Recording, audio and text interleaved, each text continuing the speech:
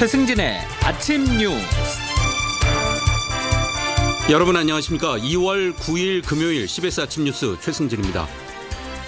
지구촌 축제 역사적인 평창 동계올림픽이 오늘 개막합니다. 남북한 선수단은 공동 입장합니다. 김여정을 포함한 북한 고위급 대표단이 오늘 전용기로 내려옵니다. 김정은 위원장의 친서 전달 여부가 주목됩니다. 북한 예술단의 어제 강릉 공연은 아리랑부터 제2에게까지 다양한 레퍼토리로 관객의 큰 호응을 얻었습니다. 검찰이 이명박 전 대통령이 실소유주라는 의심을 받는 다스의 미국 소송 비용을 삼성이 대납한 정황을 포착하고 본격 수사를 벌이고 있습니다. 오늘은 비교적 포근한 날씨를 보이겠습니다. 저녁 시간 평창은 영하 2도에서 영하 5도에 머물겠습니다. 이상은 이 시간 주요 뉴스입니다. 누구나 스마트 오피스를 누린다. 최적의 설계, 디자인, IoT 혜택. 4차 산업시대 융복합 사무가구. 대한민국 사무가구의 미래. 설날 선물 준비하셨나요? 이번 설에는 건강을 선물하세요. 옥반식품 양파즙, 양배추즙, 아로니아즙, 배즙, 헛개즙, 석류즙, 자몽즙, 황칠, 차가버섯까지. 식품은 생명이다. 옥반식품. 2월 20일까지 설날 특별 할인 홈페이지 참조. 1577-3150. 새로워진 코란도 투리스모와 함께 떠나면 즐겁다. 스타일리쉬하게 잘 빠졌으니까 그레이. 퍼트로닉 시스템으로 더 안전하고 고속도로 버스 전용차로 주행까지 가능하니까 슈퍼 그레이. 다 함께 즐기는 9인승 SUV 탄생 2018 코란도 투리스모 9. 지금 쌍용자동차 전시장에서 300m 전방에서 우회전입니다. 이쯤인가? 경로를 벗어났습니다. 또 놓쳤네. 300m가 얼마나 되는지 어떻게 알아? 이제 내비게이션 탓은 그만. 랜드마크로 쉽게 알려주는 KT 원내비. 300m 앞 KT 대리점을 끼고 우회전입니다. KT 고객은 데이터 무료. KT. 안녕하세요. 한석규입니다. 다들 녹용 좋은 건 아시죠? 그런데 이제 정관장 천녹을 만나보세요. 뉴질랜드 정부가 보증한 건강한 녹용 중에 정관장이 한 번 더 까다롭게 골랐습니다. 녹용은 천녹입니다. 정관장 천녹. 맥드라이브 차 안에서 주문해요. 맥드라이브 밤낮 없이 간편해요. 맥도날드 맥드라이브. 맥드라이브. 신선한 커피로 아침을 활기차게 맥드라이브에서 맥카페 한잔하세요.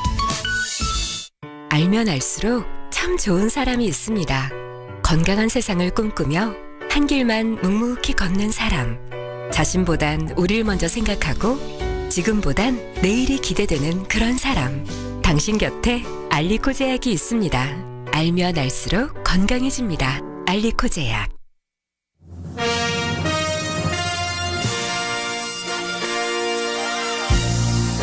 여기는 평창.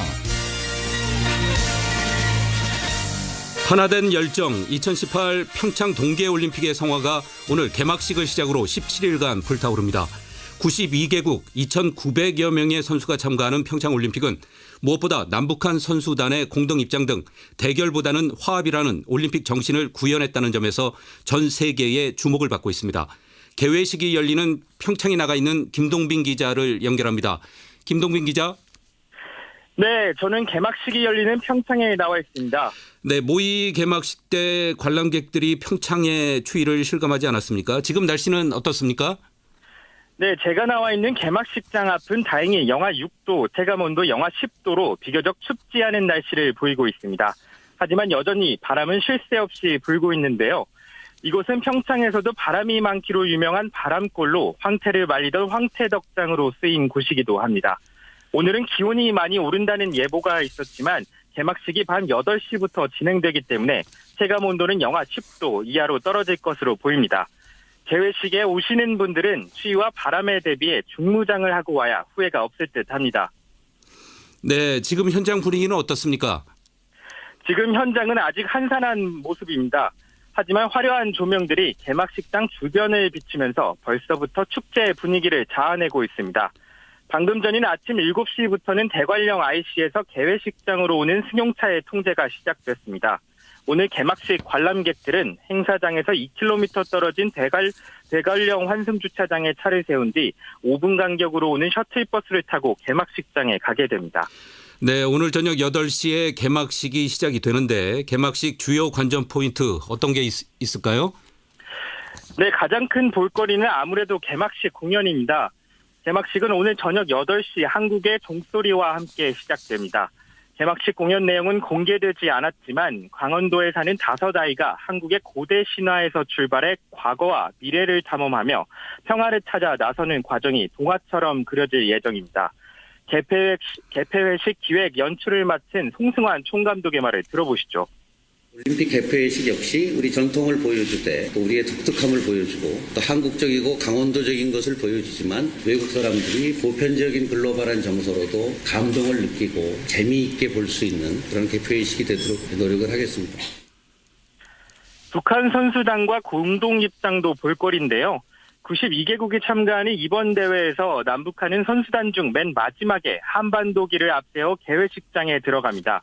개회식장의 피날레인 성화점화를 누가 할지도 관심사인데요. 현장에선 김연아 전 피겨 국가대표 선수와 염대혁 북한 피겨 페어 선수가 함께 최종 성화봉송 주자가 될 것이란 예상도 나오고 있습니다. 남북이 공동으로 성화점화에 나설 수 있다는 얘기고요. 개회식에는 미국과 북한, 일본의 정상급 인사들이 한자리에 모이게 되지 않습니까? 예. 이번 개회식에는 주최국인 우리나라의 문재인 대통령을 비롯해 세계 20여 개국의 정상급 인사들이 대거 참석합니다. 무엇보다 관심은 호스트인 문재인 대통령을 중심으로 미국의 마이크 펜스 부통령과 북한 김영남 위원장, 김정은의 여동생 김여정, 그리고 아베 일본 총리가 어디에 자리를 잡을지, 과연 조우할지, 막상 맞닥뜨리면 어떤 표정을 지을지 등이 주목됩니다. 네. 통상적으로 G20 등 국제회의에서의 의전 서열은 국가원수에 이어 행정수반, 국제기구 수장 등의 순이고 같은 직책에서는 재임 기간이 긴 순서대로 자리 배치와 동선이 정해집니다. 하지만 의전 서열은 국익에 따라 정치적 판단을 할 수도 있고 국가별 역학관계를 고려해 특별히 배려할 수도 있기는 합니다. 역사는 결국 사진 한 장으로 남는다는 말이 있듯이 평창올림픽 개막식에서 이들의 사진 한 장이 주목됩니다.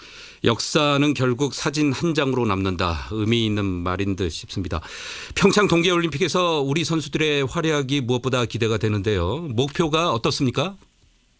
우리 선수단의 목표는 금메달 8개와 은메달 4개, 동메달 8개로 종합 4위에 오르겠다는 겁니다. 이를 모두 이뤄내면 금메달과 순위에서 역대 동계올림픽 최고 성적이 됩니다. 스피드 스케이팅에서는 여자 500m에서 3회 연속 우승에 도전하는 이상화와 매스 스타트의 이승훈과 김보름이 기대를 모읍니다. 남자부는 4년 전 소치올림픽에 노메달의 수모를 씻을 태세고 여자부는 쌍두마차 최민정과 심석희를 앞세워 세계 최강을 재확인합니다. 심석희 선수입니다. 힘들게 여기까지 온 만큼 저한테 후회하지 않도록 만족할 수 있는 경기를 하기 위해서 최선을 다하겠습니다. 우리나라의 금메달 받친 쇼트트랙은 물론 스켈레톤의 윤성빈과 봅슬레이 2인승의 원윤종과 서영우 등 한국 썰매도 사상 첫 금메달에 도전합니다. 지금까지 평창에서 전해드렸습니다. 네, 우리 선수단 목표했던 대로 좋은 성적 거두기를 바랍니다. 응원하겠습니다. 김동빈 기자 수고했습니다. 평창 동계올림픽이 개막하는 오늘 김정은 위원장의 동생 김여정 등 북한 고위급 대표단이 전용기를 타고 내려옵니다.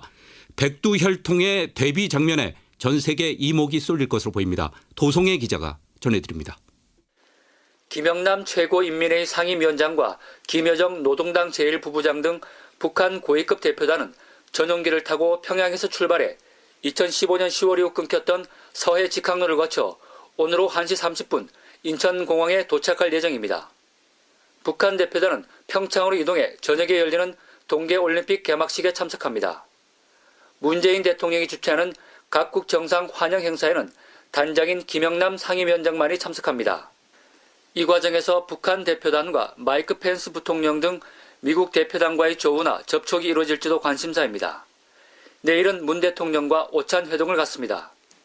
김여정은 오빠 김정은의 복심으로 사실상 대리인 역할을 할 것으로 보여 남북 정상 간 간접적인 만남의 자리라는 의미가 부여될 것으로 관측됩니다. 남북 관계 개선이나 한반도 평화 의지를 담은 김정은의 친서나 구두 메시지가 전달될지, 특히 파격적인 제안이 오갈지 주목됩니다. 홍민 통일연구원 북한연구실장입니다. 남북 정상회담 암시하거나 아니면 최소한 정상회담을 염두에 둔 제안을 할 가능성이 있다. 그거에 준해서 대북 특사 내지는 고위급 남측 인사가 답례 형식으로 오는 문제, 이런 것들이 얘기될 수 있고, 백두혈통 김여정이 국제 무대 본격 데뷔하는 오늘 비행기 트랩에서 내리는 순간부터 일거수일투족이 주목받을 것으로 보입니다. CBS 뉴스 도승혜입니다. 유엔 안전보장이사회 산하 대북제재위원회는 북한 고위급 대표단에 포함된 최휘 국가체육지도위원장에 대해서 평창 동계올림픽에 참가할 수 있도록 제재 면제를 승인했습니다. 최 위원장은 안보리가 북한의 연쇄 탄도미사일 발사에 대응해 지난해 6월 2일 채택한 대북제재 결의에서 여행금지 제재 대상에 오른 인물입니다. 문재인 대통령과 마이크 펜스 미국 부통령은 어제 만찬 회동에서 굳건한 한미 동맹을 재확인했지만 평창 동계올림픽 기간 북미 접촉에 대해서는 서로의 입장차를 좁히지 못했습니다. 박지원 기자가 보도합니다. 어제 진행된 문재인 대통령과 마이크 펜스 미국 부통령의 만찬 회동은 예정 시간보다 40분을 훌쩍 넘겨 2시간 40분 동안 진행됐습니다. 문 대통령은 굳건한 한미 공조를 강조하면서도 평창 동계올림픽을 계기로 조성된 남북 대화 분위기를 적극 활용해야 한다고 말했습니다. 우리로서는 이 기회를 최대한 활용하여 북한을 비핵화와 한반도 평화 정착을 위한 대화의 장으로 이끌어내기 위해서 노력해 나가고자 합니다. 사실상 남북 대화에 이어 북한을 대화의 테이블로 끌어내기 위한 북미 접촉 필요성을 언급한 겁니다. 하지만 펜스 부통령은 한미동맹이 그 어느 때보다 강력하다고는 했지만 대북 압박을 통한 비핵화 의지를 두 차례나 강조하며 원론적 입장을 고수했습니다. 북한이 최종적으로 영구히 그리고 돌이킬 수 없게 핵과 탄도미사일 야망을 포기할 때까지 최대한의 압박을 가할 것입니다. 청와대 고위 관계자는 펜스 부통령이 오늘 오후 방한하는 북한의 김영남 상임위원장이나 김여정 부부장을 만나겠다는 언급은 하지 않았다고 설명했습니다. 결국 문 대통령과 펜스 부통령은 굳건한 한미 공조를 통한 강력한 대북 제재로 북한의 비핵화를 압박한다는 데는 의견을 같이 했지만 당장 북미 대화 분위기 만들기에는 입장차를 좁히지 못했다는 평가가 나옵니다. 청와대에서 CBS 뉴스 박지원입니다. 평창 올림픽을 계기로 16년 만에 남한을 찾은 북한 예술단이 어제 강릉에서 성공적으로 첫 공연을 마쳤습니다. 아리랑에서부터 가요 제2에게까지 다양한 레퍼토리로 관객들의 큰 호응을 얻었는데요.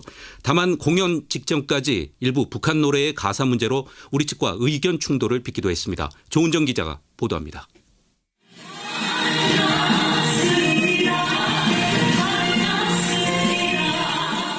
우리에게도 친숙한 북한 노래 반갑습니다로 평창올림픽 강릉 축하 공연의 화려한 무대를 연 북한 삼지연 관현악단. 100분의 공연 내내 다양한 레파토리를 선보였습니다. 비둘기야 높이 날아라 등 북한 노래를 소개하다가 신명나는 한국가요 메들리 공연이 이어졌습니다. 여성 이중창으로 가수 이선희 씨의 제2에게를 열창하자 관객들이 따라 부르며 호응했습니다.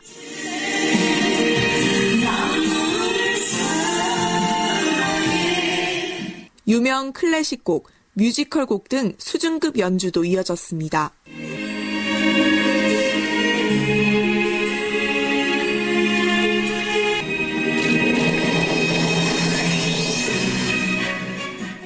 마지막엔 우리의 소원은 통일, 다시 만납시다 등 통일을 염원하는 노래를 함께 부르며 북한 단원들도 관객들도 눈물을 훔쳤습니다.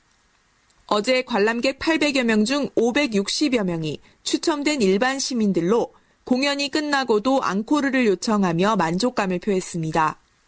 한편 공연 직전까지 일부 민감한 가사가 포함된 북한 노래로 남북 간의 의견 충돌이 빚어져 긴장감이 고조되기도 했습니다.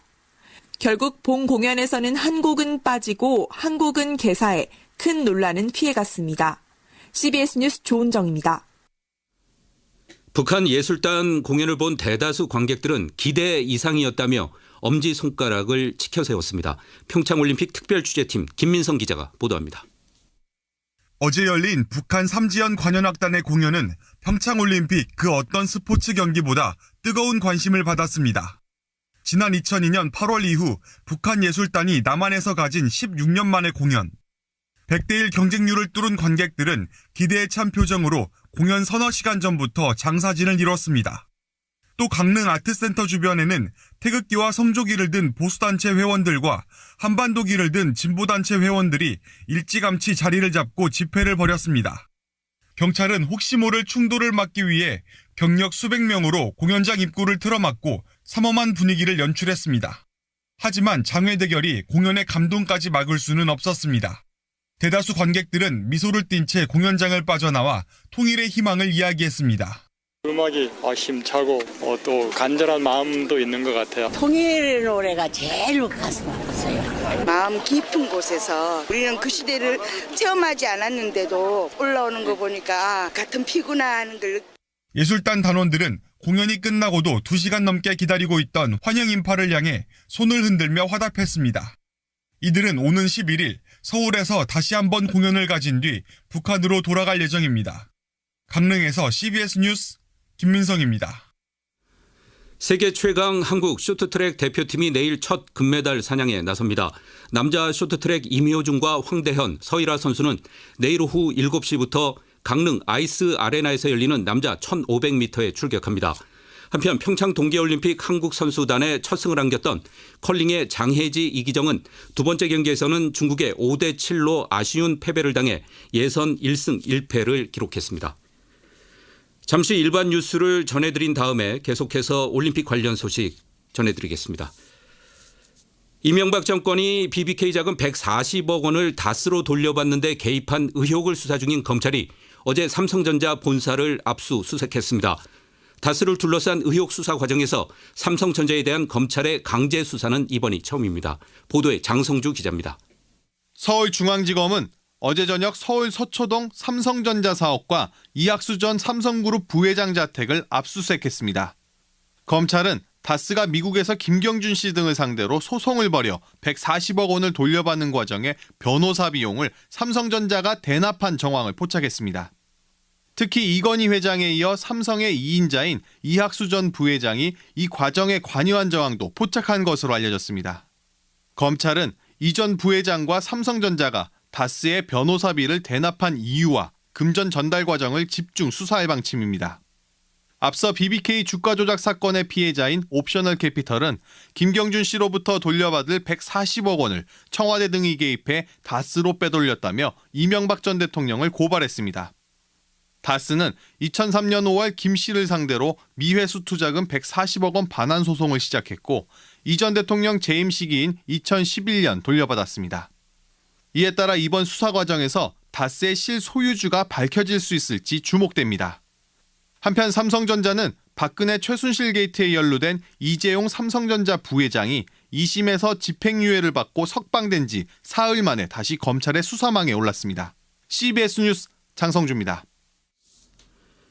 이대 목동병원이 지난해 12월 신생아 중환자실에서 벌어진 신생아 사망 사고에 대해서 책임을 인정하고 유족에 사과했습니다.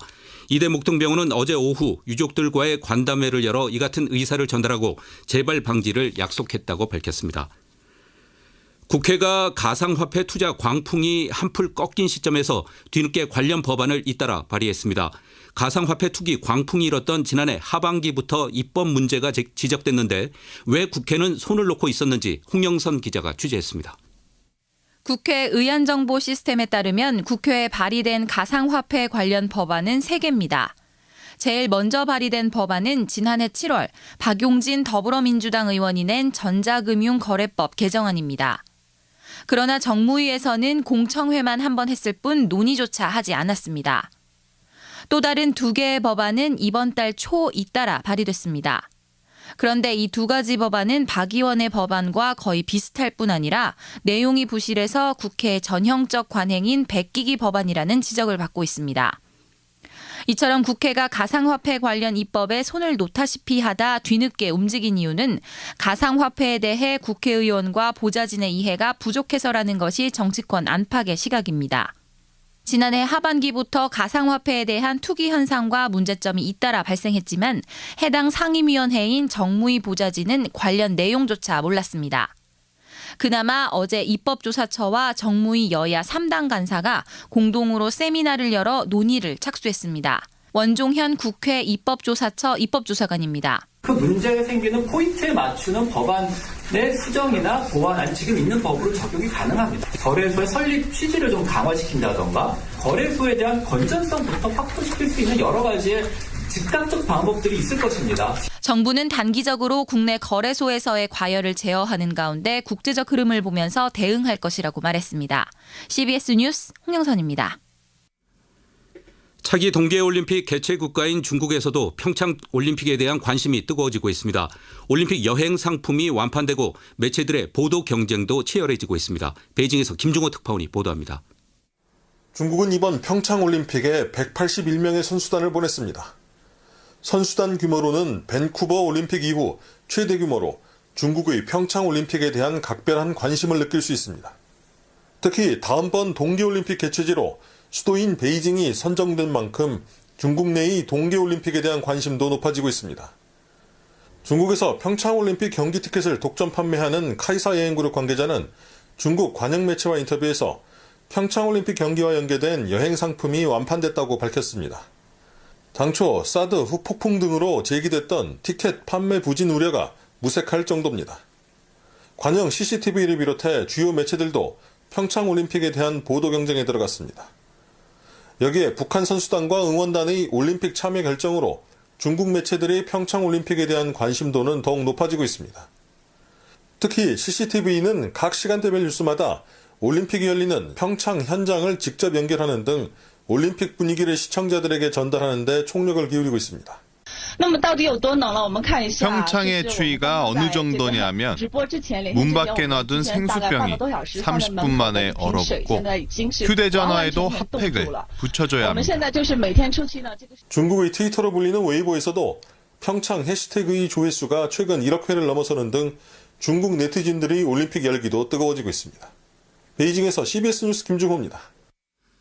다음은 간추린 소식을 정민아 아나운서가 전해드립니다. 평창 동계올림픽 개회식 참석을 위해 미국 대표단을 이끌고 방한한 마이크 펜스 미국 부통령이 방한 이틀째인 오늘 천안함 방문 등의 일정을 진행합니다. 미국 네바다주 라스베가스에 최근 몇 주 사이에 연쇄 총격 사건이 발생해 주민과 관광객들이 불안에 떨고 있습니다. 어젯밤 11시 반쯤 남구 부경대 행복기숙사 8층 방 안에서 불이 나 10여 분 만에 진화됐습니다. 다행히 인명피해는 없었으나 30만 원 상당의 재산 피해가 났고 학생 100여 명이 건물 밖으로 대피하는 소동이 빚어졌습니다. 오늘부터 노후 불량주택이 밀집된 지역에서 집주인 2명 이상만 모이면 자율주택 정비 사업을 통해 낡은 단독주택이나 다세대 주택 등을 자율적으로 개량할 수 있게 됩니다. 국토교통부는 지난해 2월 국회를 통과한 빈집 및 소규모 주택 정비에 관한 특례법과 시행령 등 하위 법령이 오늘 시행된다고 전했습니다. 지금까지 간추린 소식이었습니다. 다음은 날씨 알아보겠습니다. 기상청에 나가 있는 김수진 리포터 전해주십시오. 네, 금요일인 오늘 드디어 2018 평창 동계올림픽이 개막하는데요. 이 올림픽 성공을 기원이라도 하듯이 오늘 하루 추위도 비껴가겠습니다. 아직까지 경기 북부와 강원 영서 일부 지역에 한파특보가 남아있기는 합니다만 오전 7시 현재 서울 영하 3.6도, 청주 영하 3.1도 등의 분포로 대부분 어제보다 3도에서 8도가량 기온이 다소 올랐고요. 오늘 한낮 기온도 서울과 청주 6도를 비롯해 평창 4도, 광주와 대구 9도의 분포로 평년 기온을 웃돌아서 비교적 포근하겠습니다. 특히 오늘 저녁 8시 올림픽 개막식이 진행되는 동안 올림픽 스타디움의 기온은 영하 4도 안팎으로 평년보다 높겠지만 찬바람이 불면서 체감 기온은 영하 10도 안팎까지 떨어질 것으로 보이기 때문에 방한 소품들 꼼꼼히 챙기셔야겠습니다. 그 밖에는 오늘 전국이 대체로 구름 많은 날씨를 보이는 가운데 경남 해안 지역은 아침까지 눈이 날리거나 빗방울이 떨어지는 곳이 있겠고요. 그 밖에 오늘 오전 한때 중서부와 전북 경북권을 중심으로 미세먼지 농도가 일시적으로 높아지는 곳이 있겠습니다. 그리고 주말인 내일 오후부터는 다시 날씨가 추워질 것으로 보이기 때문에 이 점도 참고하시기 바랍니다. 날씨였습니다. 다음은 공항 소식 알아보겠습니다. 김은주 씨가 전해드립니다. 네, 금요일 아침 하늘길 어제보다는 기온이 올라 이곳 김포공항은 영하 5도를 가리키고 있고 전국 지방공항들도 맑은 가운데 시정도 10km 이상으로 좋은 상태입니다. 어제 오전까지 눈 때문에 운항에 어려움이 많았던 제주공항은 오후부터 정상을 되찾았고 이 시간 이른 아침 출발편들도 정상 운항 중입니다. 제주행 첫편이 6시 20분에 이륙한 것을 시작으로 이후 편들도 제 시간에 수속을 하고 있습니다. 좌석은 오전 오후 출발편 모두 잔여 좌석이 많이 남아있어 원하는 시간대의 좌석을 공항에 나오시는 대로 구하실 수 있겠고 부산과 광주, 울산과 여수를 포함한 국내 노선들도 여유 있습니다. 제주항공이 최대 규모의 동맹체 서비스를 시작했다고 합니다. 가장 먼저 필리핀의 세부퍼시픽을 시작으로 제주항공이 취항하지 않는 필리핀 도시들과 중동 호주까지 제주항공 홈페이지에서 한 번에 예매할 수 있다고 하니까 참고하시기 바랍니다. 지금까지 김포공항에서 전해드렸습니다. 제주항공에서 보내드린 공항 소식이었습니다. 2011년 7월 우리나라가 3번의 도전 끝에 유치에 성공을 했었죠. 평창 동계올림픽이 오늘 드디어 개막합니다. 올림픽 유치 이후 7년 가까이 고생하면서 준비해온 지구촌 최대의 겨울축제를 전 세계에 제대로 선보였으면 합니다. 특히 평창이 평화올림픽으로 각인되는 의미 있는 결실을 맺기를 기대합니다. 뉴스를 마치겠습니다. 지금까지 뉴스 제작 권혁주, 장성주 기자, 기술 이기석, 진행의 최승진이었습니다.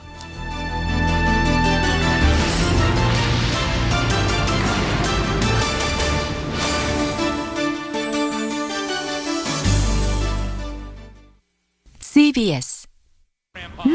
주말인데 뭘 먹지? 아, 밥은 요리다가 있지?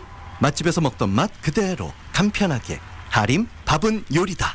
자, 골라들 보세요. 여보, 난 춘천식 닭갈비 볶음밥. 엄마, 난 안동식 찜닭 볶음밥. 하림이 만들면 밥도 요리가 된다. 밥은 요리다.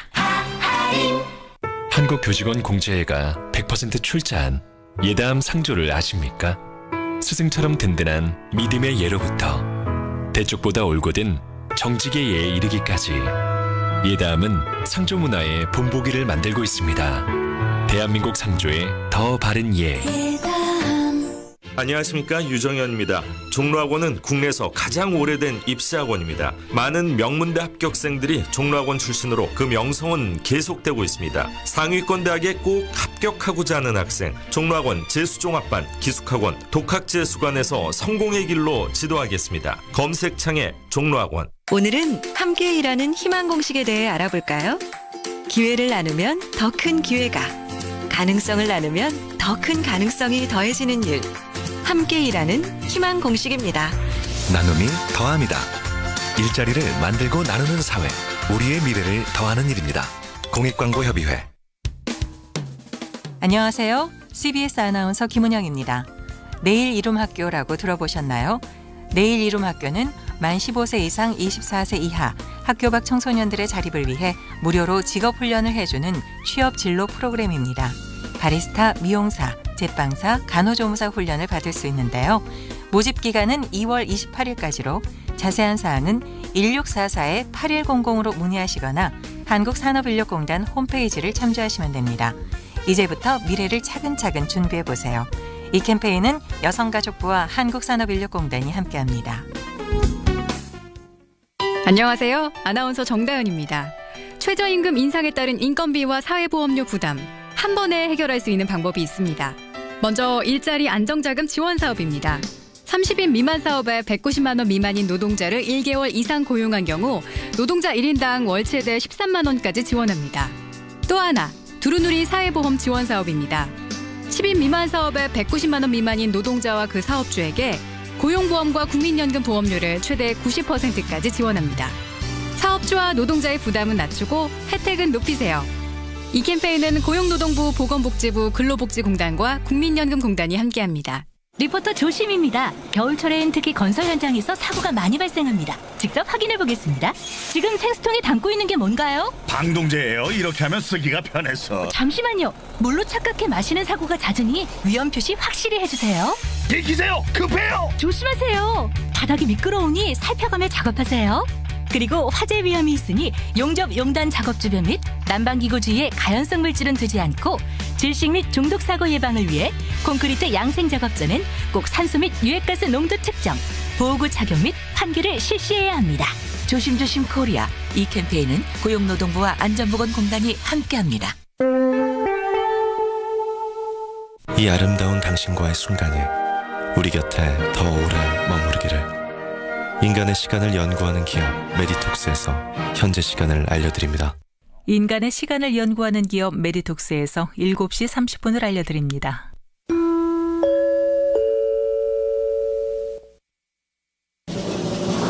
김현정의 뉴스 쇼.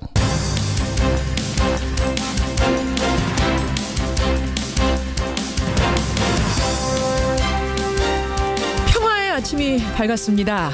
평창의 아침도 밝았습니다. 애청자 여러분 안녕하십니까. 3번의 도전 끝에 유치한 평창 동계올림픽 드디어 오늘 저녁 8시 평창 올림픽 스타디움에서 막을 올립니다. 2월 25일까지고요. 역대 최다인 전세계 92개국 총 3천여 명의 선수단이 306개 메달을 넣고 열띤 겨울잔치를 벌이는 겁니다. 올림픽이라는 평화의 잔치에 초대된 손님들 면면도 화려하지만 제각기 복잡한 방정식을 가지고 왔습니다. 문재인 대통령은 어제 펜스 미국 부통령 만났고요. 아베 신조 일본 총리와는 오늘 회담을 갖습니다. 그리고 내일은 김영남, 김여정 북측 일행과 만납니다. 외교회장도 활짝 열린 거죠. 부디 모처럼 크게 선 이 평화의 장이 일회성 이벤트에 그치지 않기를, 올림픽 후까지 이어질 수 있기를 기대하면서 오늘 김현정의 뉴스쇼는 그 가능성을 종합적으로 타진해보려고 합니다. 제가 어제 안토니오 구테레스 UN 사무총장을 만나고 왔습니다. 2부에서 여러분 들어보시죠. 김현정의 뉴스쇼 출발합니다.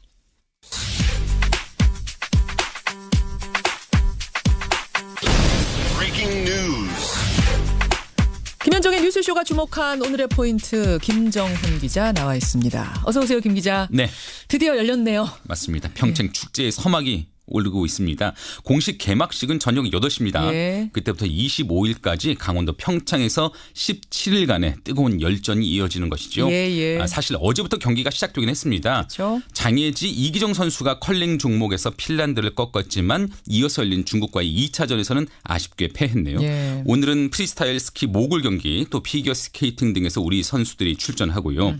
관심을 모으는 건 역시 개막식이죠. 그렇죠. 행동하는 평화 이런 주제 아래에서 한국의 전통 문화 또 현대 문화가 어우러지는 공연이 펼쳐질 예정이라고 하는데요. 출연진만 3천여 명이라고 합니다. 근데 성화의 최종 점화자 등은 아직 공개되지 않고 있네요. 김연아 선수가 되지 않겠느냐라는 얘기가 나오는 가운데 김연아 선수는 또 그 인천에서 그리스에서 오는 성화 받을 때 받았던 사람이기도 해서 네. 김연아 아닐 거다 이런 얘기도 나오고 누가 될 거냐 이제 관심사더라고요. 오늘 2부에서요. 이 개막식 총연출을 맡은 양정욱 감독 연결을 해보겠습니다. 자, 뭐 경기 자체도 자체지만 손님들한테 오는 손님들한테도 관심이 상당히 모아지고 있죠. 어마어마한 분들이 오거든요. 예. 평창올림픽의 개막을 축하하기 위해서 한국을 찾는 정상급 인사들이 21개국 27명이고요. 그렇죠. 이미 구테스 유엔 사무총장, 펜스 미국 부통령 등이 방한해 있고 아베 신조 일본 총리 등도 오늘 한국을 방문합니다. 예. 무엇보다 북한의 고위급 대표단에 관심이 크죠. 오늘 오는 거죠? 맞습니다. 김영남 최고인민회의 상임위원장을 단장으로 김정은 노동당 위원장의 동생 김여정 그리고 최휘 국가체육지도위원장 등이 2박 3일 일정으로 방남합니다. 예. 문재인 대통령은 내일 이들을 접견하고 오찬도 함께 할 예정이라고 하네요. 지금 관심사가 뭘 가지고 올 건가, 어떤 보따리를 가지고 올 건가거든요. 이 부분 정세현 전 통일부 장관과 함께 잠시 후에 얘기 좀 나눠보죠. 어제는 북한예술단 공연도 있었습니다. 맞습니다. 예. 현송월 단장이 이끄는 삼전 관현악당이 어제 저녁 강릉에서 공연을 했죠. 예. 삼전 관현악단 자체가 그동안 사실 베일에 쌓여 있어서 큰 관심을 모았는데 우리에게도 익숙한 반갑습니다 노래를 시작으로 네. 제2에게 또 남자는 배 여자는 항구 이런 우리 노래도 불렀다고 해요. 북한의 체제 선전 노래를 하지 않을까 이런 우려도 있었는데 일부 곡을 두고는 잡음이 있었다고 합니다. 그렇죠. 어쨌든 삼전 관현악단은 11일 서울 국립중앙극장에서 두 번째 공연을 펼칩니다. 예, 여기까지 오늘의 포인트 김정훈 기자 수고하셨습니다. 네. 문재인 대통령과 마이크 펜스 미국 부통령의 만찬 회동은 2시간 40분 동안 이 기회를 최대한 활용하여 북한을 대화의장으로 이끌어내기 위해서 maximum pressure to bear. 북한이 핵과 탄도미사일 야망을 포기할 때까지 최대한의 압박을 가할 것입니다. 북한 고위급 대표단은 오늘 오후 1시 30분 인천공항에 도착할 예정입니다. 예, 평창올림픽 오늘 시작합니다. 당연히 스포츠 축제의 장이 될 겁니다. 그런데요, 이 스포츠 경기의 개막과 함께 한반도 평화를 위한 아주 중요한 외교전의 막도 올랐습니다. 문재인 대통령 어제 중국의 한정 상무위원 만난 데 이어서요, 저녁에는 펜스 부통령과 만찬을 했죠. 그리고 오늘 김여정 북한 제1부부장과 김영남 상임위원장이 전용기를 타고 들어옵니다. 이제 관심은 오늘 오는 김여정 보따리에 과연 무엇이 들어있는가. 남북대화, 북미대화 가능성은 있는 건가 없는 건가, 이 부분입니다. 이게 중요한 이유는 지금의 이 평화 무드가 올림픽 때만 반짝하고 끝나는 건지 아니면 후까지 계속 이어지는 건지를 가늠해 볼 수 있는, 그래서 중요한 겁니다. 정세현 전 통일부 장관 만나보겠습니다. 정 장관님 안녕하세요. 예, 안녕하세요. 네. 오늘 개막식 가세요? 갑니다. 뭐 롱패딩도 준비하고 그 양털 들어가 있는 방어나도 준비해 놓습니다. 그러셨어요. 가면은 핫팩은 나눠준다 그럽니다. 예, 그래도 이어벌로 내가 또 직접 가지고 갑니다. 잘하셨습니다. 자, 김영남은 누구냐, 김여정은 어떤 인물이냐, 이제 이런 설명들은 꽤 많이 나왔으니까 제가 단도직입적으로 여쭐게요, 장관님. 예. 여동생인 김여정 부부장 오늘 오빠의 친서, 그러니까 김정은 위원장의 친서나 혹은 구두 메시지 들고 올까요? 어떨까요? 그거 아니면은 올 일이 없는 사람 아니에요? 아니, 그게 무슨 말씀? 그냥 개막식 보러 올 수도 있는 거잖아요. 아니, 김영남 위원장은 그 국가 수반이기 때문에 예. 평창올림픽에 대표단도 보내고 여러 가지 축하한다는 뜻으로 올 수 있어요. 예. 그러나 지금 갑자기 김여정 그 부부장이 직급이 부부장에서 제1부부장으로 올라갔습니다. 제1부부장. 승진한 거예요. 그렇더라고요, 최근에. 그거는 그만큼 이번 대표단 속에서 그 비중이 높다는 뜻이에요. 예. 높여서 보낸 겁니다. 그러니까 일부러. 그리고 이미 지금 뉴스에 나왔지만은 내일 문재인 대통령과 이제 오찬을 하게 돼 있잖아요. 예. 그 대통령이 그 외국 손님이라고 해서 그렇게 전부 밥 먹고 그러지 않습니다. 외국에서 온 손님이라고 다 같이 밥 먹어주는 거 아니에요? 아니, 그럼 어떻게 다 먹을 수 없죠. 더구나 이제 북한의 경우에는 청와대에 들어가서 오찬을 할지 밖에서 제3의 장소에서 할지 그건 잘 모르겠는데 되게 이렇게 남쪽에서도 특사가 가면 특사라고 저 사람들 특사라고 아직 성격 규정을 할 수는 없지만 특사가 가면은 무슨 얘기를 가져왔느냐, 친서가 있느냐 또는 메시지가 있느냐 내용 들어보고 그러면 직접 만날 필요가 있겠구나라고 해서 되게 이제 김정일 위원장 시절이지만 만나게 하고 또 식사도 같이 하고 이렇게 하죠. 그러니까 우리가 북한 가도 사전에 그렇죠. 친서 있느냐 메시지 있느냐 이거 확인한 다음에 이제 밥을 누구랑 먹을 거냐 이것도 정해지는 거예요. 그렇죠. 그거 없이 오시면 그래 우리끼리 밥 먹고 구경 잘하고 가라 이렇게 되죠. 그거 없으면 그렇군요. 그럼 이번에도 사전에 타진이 됐을 것이다. 뭘 가지고 오는지 최소한 구두 메시지라도 있다는 것을 확인한 후에 오찬 약속이 잡혔을 거다라고 보시는 거죠. 그렇죠. 구두 메시지도 어떤 내용인데라는 것까지도 우리가 확인하고 해야 되지 않겠어요? 가가지고 글쎄 앞으로 잘해봅시다 하는 원론적인 얘기 하려면은 뭐로 그렇게 복잡하게 평창에 있는 사람은 그 이튿날 또 점심 먹으러 오라고 그러겠습니까? 자, 그러면 어떤 내용인데까지 확인한다? 어떤 내용일 거라고 보세요? 저는 지금 김정은 위원장이 그 친동생을 보내는 거 보면 자기 속마음을 비교적 진솔하게 전달할 수 있는 통로라고 봐서 보내고 그건 결국 앞으로 남북관계 어떤 식으로 풀어나갈 것인가. 특히 노무현 대통령이 금년 신년 기자회견에서 얘기했던 정상회담. 정상회담에 대해서 뭔가 지금 답을 보내겠다는 뜻으로 보내는 것 같습니다. 남북 정상회담에 대한 요청이 있을 것이다. 요청에는 우리가 이 얘기를 했기 때문에 거기에 대해서 이제 알아보는 하는 거죠. 네. 답변이 있을 것이다. 자, 그럼 김여정이라는 인물을 거의 뭐 김정은의 복심, 김정은의 아바타 이 정도로 봐도 되는 겁니까? 그렇죠. 그러니까 평양판 문고리입니다. 그것도 유일 문고리. 유일한 문고리. 우리 왜 박근혜 정부에서 문고리 3인방 그 사람 거치지 않고는 얘기가 안 된다 했던 그 문고리. 네. 근데 유일한 문고리예요. 김정은 위원장이. 아니 지금 그 북한 체제의 특성상 쉽게 김정은 위원장한테 이렇게 접근할 수 있는 사람이 그렇게 많지가 않아요. 그래요. 유일한 동생이기 때문에 경호원 없이 접근할 수 있는 유일한 사람 맞습니다. 그렇죠. 그런 셈이죠. 그렇죠. 그 행사 때 보니까 그 계급이 상당히 높은데도 불구하고 뭐 결제 서류인지 뭐 서명할 것인지 그걸 앞에다 갖다 펴놓고 하는 거 보니까 상당히 신뢰가 높고 또 웬만한 것은 다 자기가 처리한다는 식으로 그렇군요. 정리를 하기 때문에 알겠습니다. 김정은 위원장의 유일한 문고리 아바타 김여정이 와서 남북 정상회담 하자는 얘기를 할 거다. 그럼 저 이제 궁금한 게 지금까지 북한의 입장은 남한 패싱이었잖아요. 우리는 미국만 상대하겠다. 북미 대화하자 항상 이거였는데 왜 이제는 남한과 대화하겠다라고 하는 걸까요? 작년에 우리가 제안한 대화에 대해서 뭐 이런 방법 대포도 없었지만은 한편 이제 작년까지는 미국이 최대 압박과 제재를 통해서 북한이 자발적으로 비핵화를 약속하고 회담에 나오게 만들겠다고 했는데 그게 안 되지 않았어요. 안 됐습니다. 1년 동안 노력했는데도 불구하고.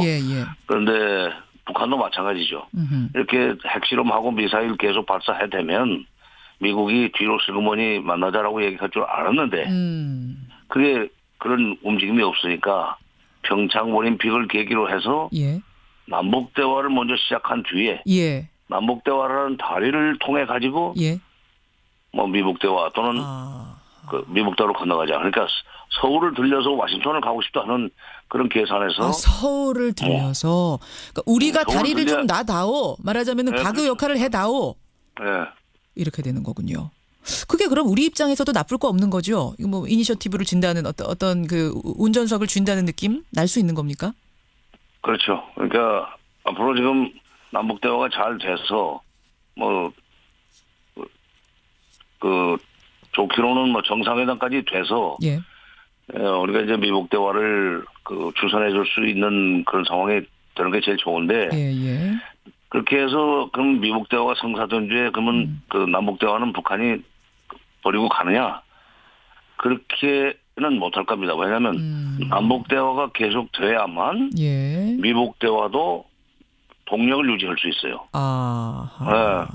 그러니까 북한이 이제 그건 알고 있어요. 왜냐하면 남북 관계 개선과 미북 관계 개선 내지는 남북 관계 개선과 북핵 문제 해결 이것이 항상 그 투트랙이라는 걸. 왜냐하면 두 갈래로 병행적으로 진행돼야 된다는 것은 그 사람들도 알고 있기 때문에. 알겠습니다. 그때 가서 무슨 또 코리아 패싱이니 이런 것은 걱정 안 해도 됩니다. 자, 그럼 미국이 북미 대화 나설까? 이제 남북 정상회담은 있을 거다. 뭐 우리도 이걸 손 잡아야 된다 말씀하셨어요. 그럼 미국도 손을 잡을 것인가? 북한 사실 지금 미국의 입장은 뭐였냐면 북한 당신네가 비핵화를 먼저 선언하지 않으면 우린 대안 테이블에 앉지 않겠어. 이거 아니었습니까? 그렇죠. 북한은 비핵화 먼저 선언할 리는 없다라는 거였고. 이 상황에서 북미 대화가 이루어질까요? 미국이 테이블에 앉을까요? 그런데 크게 걱정 안 해도 됩니다. 왜냐하면 비핵화라는 게 긴 시간 동안 대화를 해서 마지막에 받아낼 수 있는 선물이죠. 선물이라는 내지는 성과죠. 그렇죠. 그거를 대화 시작도 오기 전에 비핵화를 먼저 약속하자면 대화를 시작하지 않겠다고 하는 것은 그건 좀 비현실적인 얘기예요. 말하자면 출구에서 받을 수 있는 것을 입구에다 딱 내놓고 이거 약속해야만 들어갈 수 있어. 근데 지금까지는 그렇게 계속 요구해왔잖아요, 미국이. 글쎄, 그러니까. 그러나 이제 그건 회담이 전혀 가능성이 없기 때문에 그렇게 높이 불러놓지만 막상 흥정이 붙기 시작하면은 뭐 내려갈 수 있죠. 그러니까 그냥 뭐 100만 원에 팔 수 있지만 100만 원이 원가가 100만 원이지만은 한 300만 원 받고 싶다 하면 처음부터 1,000만 원 부르거나 뭐 1억을 부르거나 해놓고 중간에 긍정 붙이는 사람이 잘하면은 자꾸 내려가죠. 협상 전략이라고 보시는 거군요. 협상 전략이죠. 협상 전략이다. 알겠습니다. 미국의 입장도 바뀝니다. 앞으로. 바뀔 겁니다. 미국도 결국은 북미 대화에 나설 것이다 이 말씀. 근데 어제요. 우리가 판을 깔아주면은 뭔 얘기를 지적하고 나와야지. 계속 압박과 제재 타령만 하면서 밖에 있으면은 북핵 능력은 더 고도화될 텐데 그때 가서 책임은 누가 질 거예요? 못 이기는 지금까지 대화 안 했기 때문에 북핵 능력이 고도화됐거든.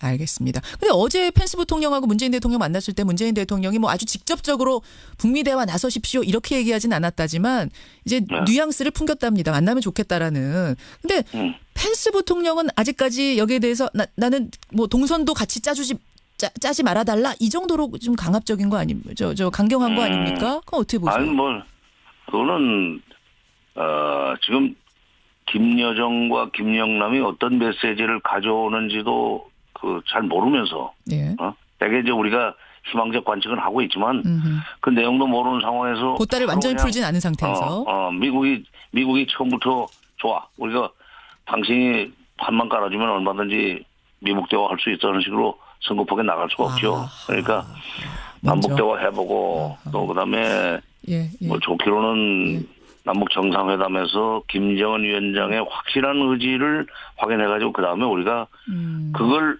디딤돌로 해서 미국 대화를 추진해주면 그때 나와도 늦지 않는데 이거 뭐 김영남 얼굴도 보기도 전에 우리 대화하고 싶어 할 수는 없죠. 펜스 부통령이. 이것도 협상 전략 치열한 눈치 작전이 벌어지고 있는 거예요. 그럼요. 치열하게. 알겠습니다. 자존심 싸움도 있고. 이게 판이 읽히네요. 정세현 전 장관을 통해서 판을 읽어봤습니다. 이게 지금 어떤 협상 전략을 가지고 각각 임하고 있는 건지 우리는 거기에서 어떤 스탠스, 어떤 그 위치를 선점해야 되는 건지 이게 읽힙니다. 여기까지 말씀 듣겠습니다. 개막식 잘 다녀오시고요. 고맙습니다. 정세현 전 장관이었습니다.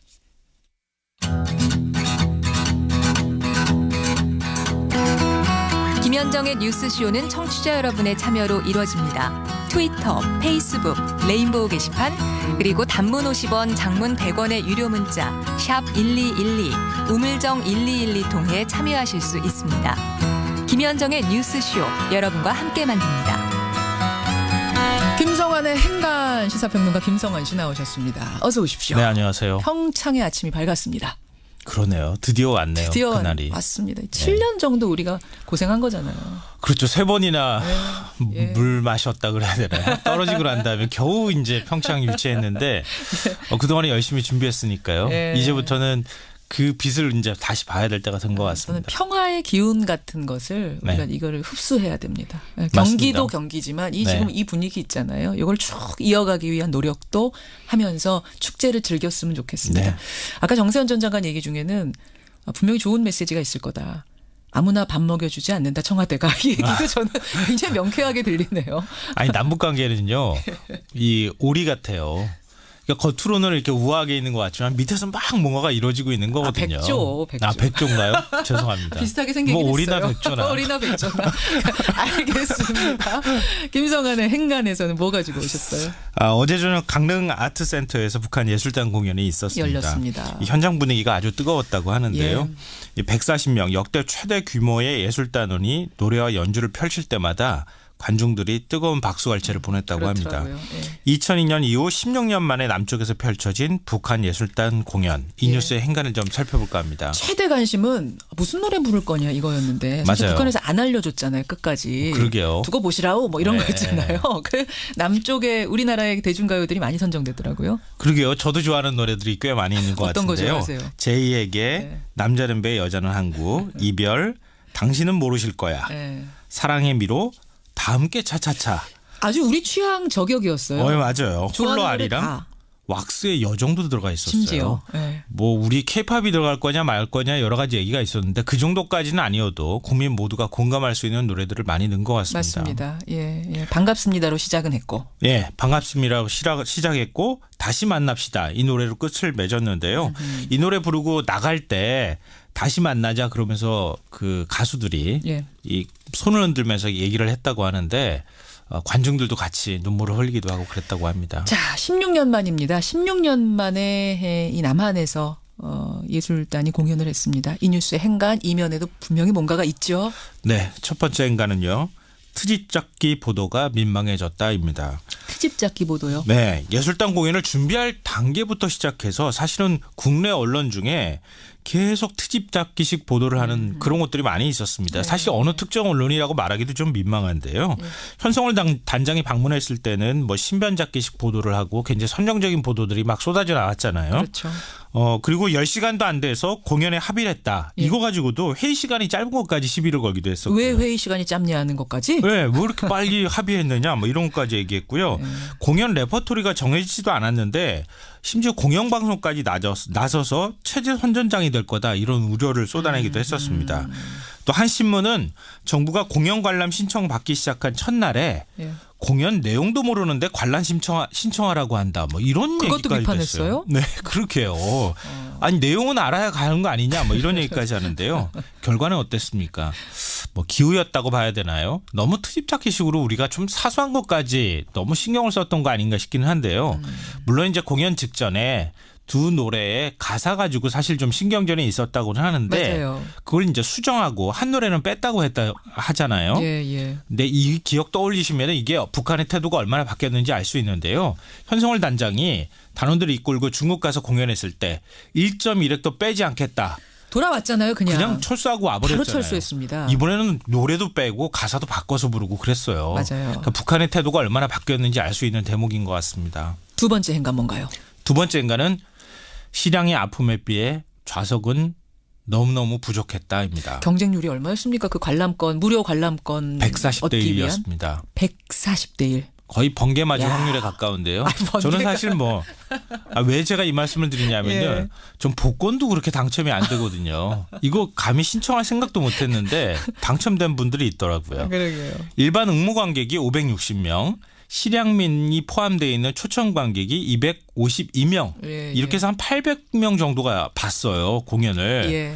근데 이 공연을 가장 가서 보고 싶은 사람이 누구였겠습니까? 이상가족들 아니었을까요? 그렇죠. 실향민과 이상가족일 겁니다. 심지어는 이 당첨이 못된 분들 이런 분들 중에서 이상가족이 있는 그런 이제 가족에서는 제발 우리 부모님 한번 구경할 수 있게 표 저한테 나눠주시면 안 되나요? 근데 사실은 애초부터 불가능한 일이었는데 이런 부탁을 하기도 하고 양도는 그랬습니다. 불가능한 거였어요. 예, 신분을 다 확인하는 과정이 있어야 됐기 그래서. 때문에. 20, 30대 청년이었던 실향민들이 이제 80대 노인이 됐습니다. 지난해 기준 이상가족 상봉 신청자가 13만 1,300명 정도가 됐는데요. 이 중에 7만 2천여 명이 사망했고 생존자 5만 9천여 명 중에 80세 이상이 62%입니다. 그럴만하죠. 이제 연세들이 그러실만해요. 근데 이제 지금 남북이 뭘 해야 되겠습니까? 제가 볼 땐 가장 먼저 이상가족 상봉해야 됩니다. 돌아가시기 전에. 친서 갖고 왔으면은 이제 상봉으로 가야 된다. 그 말을 꼭 전해주고 싶습니다. 중요한 부분이었습니다. 마지막 행간은 뭔가요?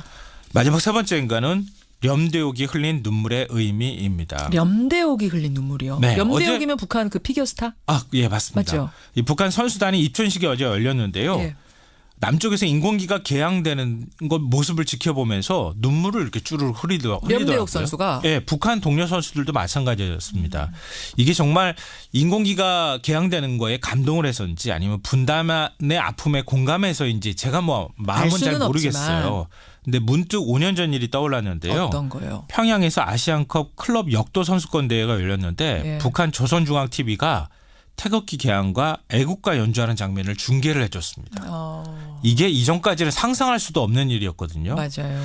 이제는 남북 모두에서 이런 변화가 일어나고 있는 거 아닌가 싶은데요. 그러니까 남북이 분단된 지 70년이 지났어요. 강산이 바뀌고 세대가 바뀌면서 이제는 남북이 통일에 대한 인식도 좀 달라지고 있고 체제에 대한 인식도 뭔가 차이를 느끼기 시작했던 거 아닌가 싶어요. 그러니까 남북 당국이 이제는 서로 관계 회복을 할 때 이런 점들을 좀 참고해야 되지 않을까 싶습니다. 그래요. 오진성님 청취자 신청했는데 떨어지셨다고. 그거 봐요. 되게 어려워요. 그래요. 함께 갔으면 좋겠습니다. 이런 문자 고맙습니다. 김성환 씨 수고하셨습니다. 네, 고맙습니다. 이가탄의 힘 붓고 피날 때 탁월하게 아픈 잇몸을 건강하게 이가탄 잇몸병엔 이가탄 증상은 달라도 잇몸병엔 역시 이가탄입니다. 잇몸병엔 이가탄 아시죠? 명인제약. 안녕하세요. 김수현입니다. 모두가 세상을 여행할 때 모두 투어는 당신을 여행합니다. 당신이 좋아하는 것을, 설렘을, 이야기를. 모두의 여행이 다시 만나고 싶은 여행이 되도록. 다시 만나고 싶은 여행 모두 투어. 아유, 세 단계 종이 또 걸렸어. 정말 제본 하나 하려다가 미치겠네. 내가 진작 현대오피스로 바꾸라니까. 오늘 다 날 셀 거야. 이제 스트레스 받지 마세요. 사무기기 전문기업 현대오피스가 책임지겠습니다. 사무기기의 올바른 기준. 현대오피스. 북한 핵개발이 급변하는 국제 정세가 트럼프 대통령은 결단을. 팩트와 픽션을 넘나들며 한반도를 둘러싼 음모를 일다. 김진명 장편 소설 미중전쟁. 소설가 김진명입니다. 북핵 해법은 바로 우리가 찾아야 합니다. 김진명 장편 소설 미중전쟁. 세멘파커스. 딸, 잘 지내? 괜찮아? 엄마는? 서로의 안부만 묻던 그들은 바다를 적시는 노을 속 다낭의 한 호텔로 떠났습니다. 괜찮냐는 물음도 괜찮다는 대답도 필요 없는 하루네요. 호텔을 예약하다. 감동을 예약하다. 골치 아픈 법률 문제를 마주칠 때마다 우리 할아버지께서 늘 말씀하셨지. 친한 법무사를 만들어라. 풍부한 법률 지식과 전문성을 붙고 높은 수임료는 제거한 뒤 우리 곁 가까운 곳에 놓아두면. 안녕하세요. 만능해결사 법무사입니다. 어떤 문제를 해결해 드릴까요? 등기, 소송, 경매, 회생 다 부탁드립니다. 출생에서 상속까지 우리 인생의 모든 법률 문제 혼자서 고민하지 마시고 만능해결사 법무사를 찾아 시원하게 해결하세요. 생활법률 만능해결사 법무사. 출생에서 상속까지 대한법무사협회가 함께합니다. 너 사이판 간다며? 현지 투어 예약했어? 그걸 한국에서 할 수 있어? 그럼 내일 투어에 가면 다 있어. 항공권, 호텔도? 그건 기본이지. 선셋 크루즈도 싸게 돼. 어디라고? 내일 투어. 2017 여행신문 소비자가 원하는 해외여행 개별 여행 브랜드 12년 연속 1위 내일 투어. 마리아나 관광청이 함께합니다. 2부에서 중요한 인터뷰가 많이 준비되어 있습니다. 우선 UN 사무총장 제가 어제 만나고 왔습니다. 인터뷰 들어보시고요. 김백준 공소장을 입수했습니다. 이것도 함께 확인하시죠. 2부로 갑니다. CBS 디자이너 카림 라시드입니다. 나라마다 도시의 대표작이 있습니다.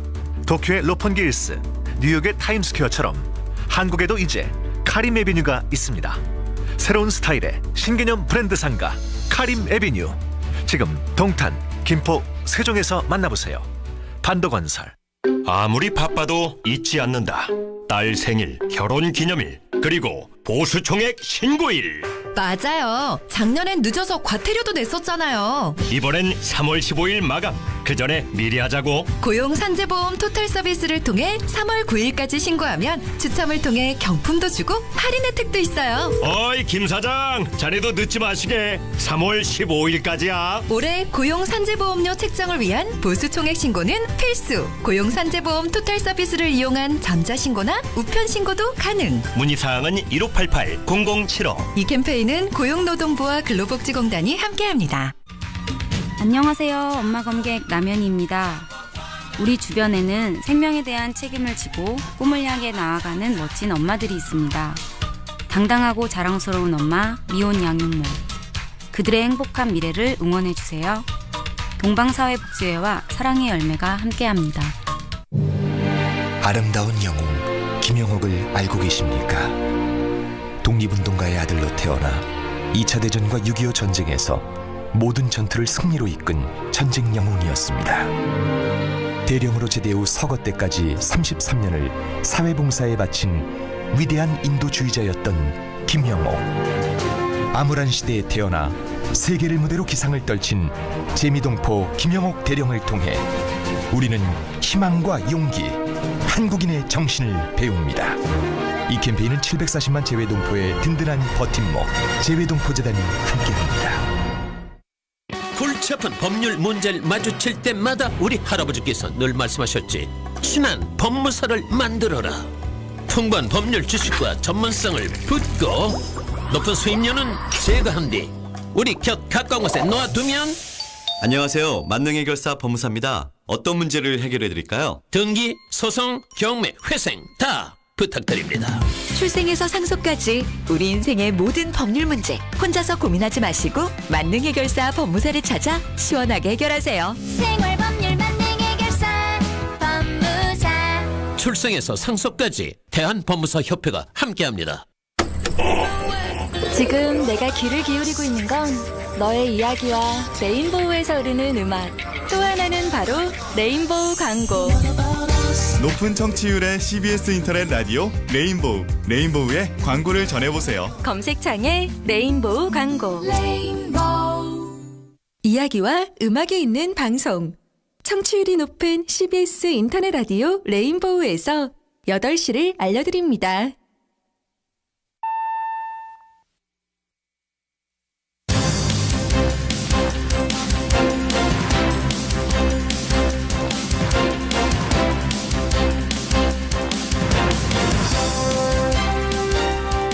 뉴스쇼 2부 출발합니다. 지난 5일이었죠. 이명박 전 대통령의 집사로 불리는 김백준 전 청와대 총무기획관 구속 기소가 됐습니다. 그런데 그 공소장에 이명박 대통령이 주범 이렇게 표기되어 있다는 검찰 관계자의 발언이 보도가 됐었죠. 그 공소장을요. 전해철 의원실이 입수했다고 합니다. 정말로 주범으로 표기가 돼 있는 건지 주범이라고 표현을 할 만큼 어떤 명확한 근거들이 제시가 돼 있는 건지 공소장을 꼼꼼히 함께 살펴보겠습니다. 그런가 하면 어제요. 안토니오 구테레스 유엔 사무총장이 저희 CBS를 방문했습니다. 세바시 강연도 하고요. 또 저와 인터뷰도 하고 또 많은 그 관객들과 소통하는 시간도 가졌습니다. 제가 그 자리에 참석했습니다, 여러분. 잠시 후에 내용 한번 확인을 해보시죠. 오늘 8시 개막식 열립니다. 평창. 도대체 개막식의 최종 그 성화 봉송자는 누굴까? 어떤 가수들 출연하나? 어떤 이벤트가 준비되어 있나? 굉장히 궁금한데요. 이 비밀들을 모두 알고 있는 사람은 개막식의 총 연출을 맡은 양정웅 감독입니다. 뭐 비밀들을 다 공개해 주십시오. 이렇게는 못하겠지만 개막식의 분위기는 우리가 함께 느낄 수 있을 것 같아서요. 평창 양정웅 개막식 총 연출 잠시 후에 만나보죠. 50원의 단문 100원의 장문 유료 문자 샵 1212 카톡 레인보우까지 열어놓고 출발합니다. 이가탄의 힘. 붓고 피날 때 탁월하게. 아픈 잇몸을 건강하게. 이가탄. 잇몸병엔 이가탄. 증상은 달라도 잇몸병엔 역시 이가탄입니다. 잇몸병엔 이가탄. 아시죠? 명인제약. 바닷물을 마실 수 있는 물로, 더러워진 물을 다시 깨끗한 물로. LG의 수처리 솔루션이 물 걱정 없는 세상을 만들어갑니다. 옳은 미래 LG. 역시 산업재도 온라인이 싸구만. 산업재 전문 온라인 쇼핑몰 어디라고? 아이마켓. 산업재 살 땐 아이마켓.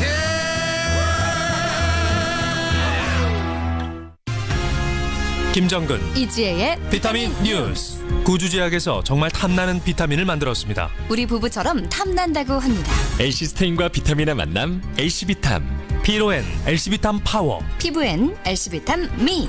탐나는 비타민 엘시비탐. 잘 듣는 회사 구주제약. 지아씨 굿모닝. 요즘도 변비? 아니요, 굿모닝 S. 굿모닝 S? 네, 변비 치료제 굿모닝 S. 굿모닝 S. 네, 생약으로 만든 한방 변비약 굿모닝 S. 변비엔 굿모닝 S. 안녕하세요, 에릭남입니다.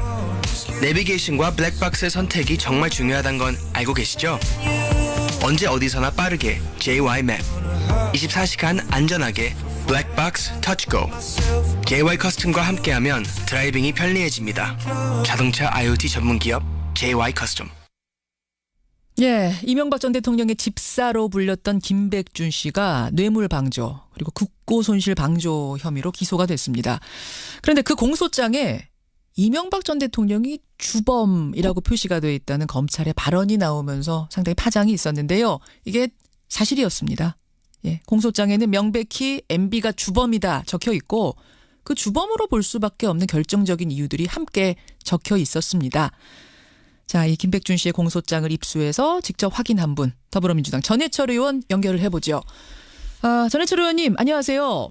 예, 안녕하십니까. 공소장, 그러니까 검찰에다가 공식적으로 요청을 해서 받으신 거죠? 예, 그렇습니다. 예. 정말로 MB가 주범, 김백준 씨는 전달자 이렇게 적혀 있던가요?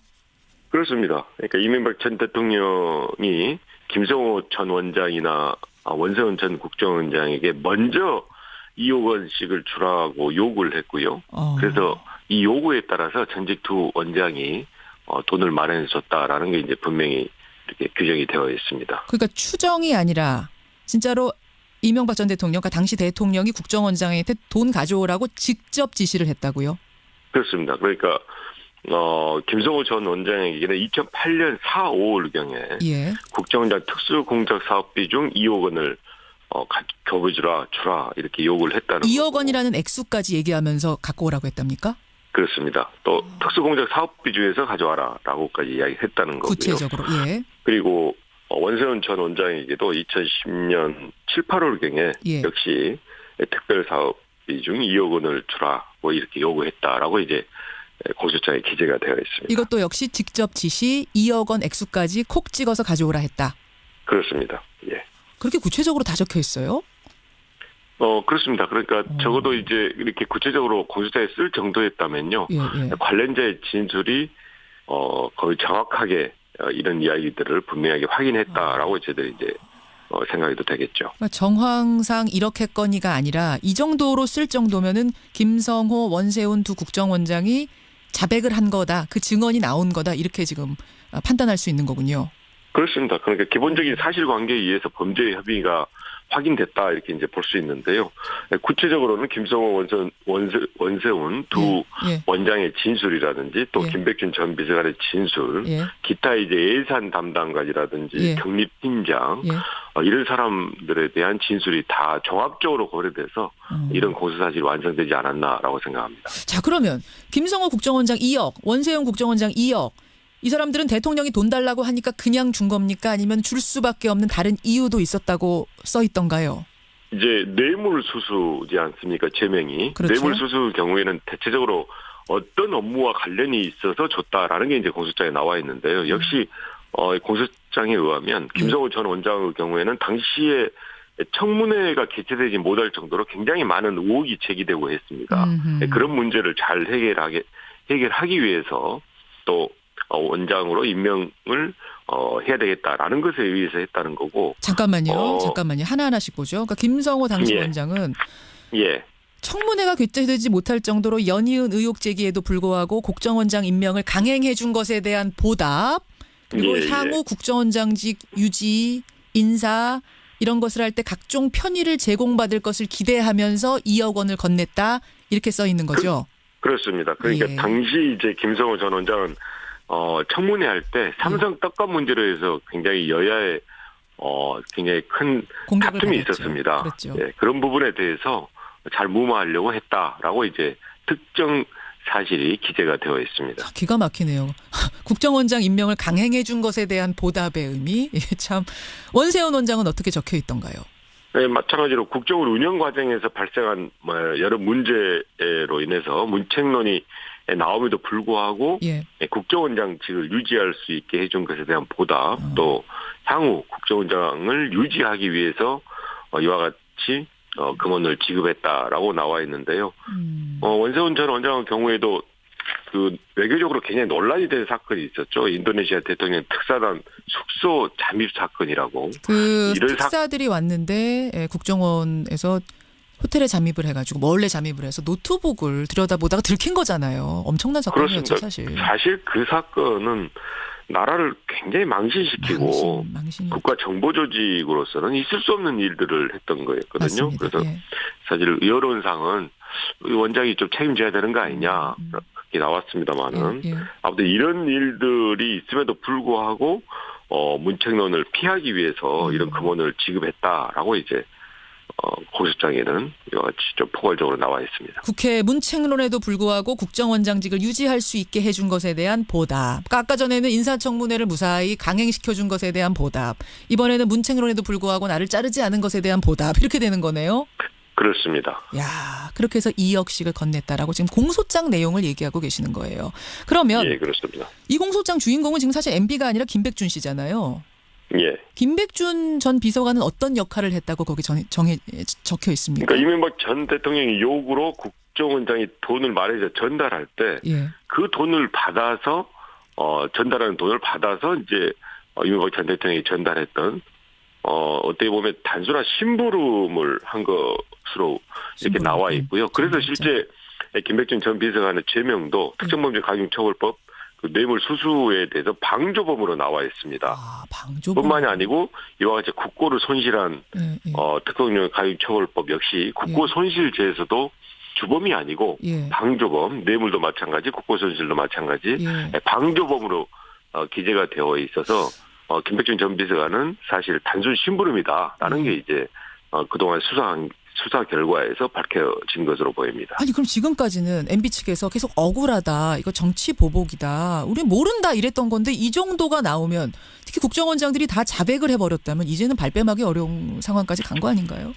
그러니까 어디까지 전 국정원장이 자백했는지는 이제 추가로 두 전직 원장에 대해서 수사를 해서 밝혀지겠습니다만은 적어도 이와 같이 공소장에 특정되게 이야기를 했다면 전직 원장 포함해서 관련자들의 진술이 아주 구체적이다라고 저희들이 생각할 수 있기 때문에 이 부분에 대한 이명박 전 대통령의 부인은 조금 쉽지 않을 거다라고 생각합니다. 만약 이제 물론 올림픽 후에 이제 검찰이 이 MB를 불러서 수사를 할 테고 이 혐의들을 가지고 기소를 하게 되면 그러면 처벌 수위는 이 정도면은 어느 정도나 되는 건가요?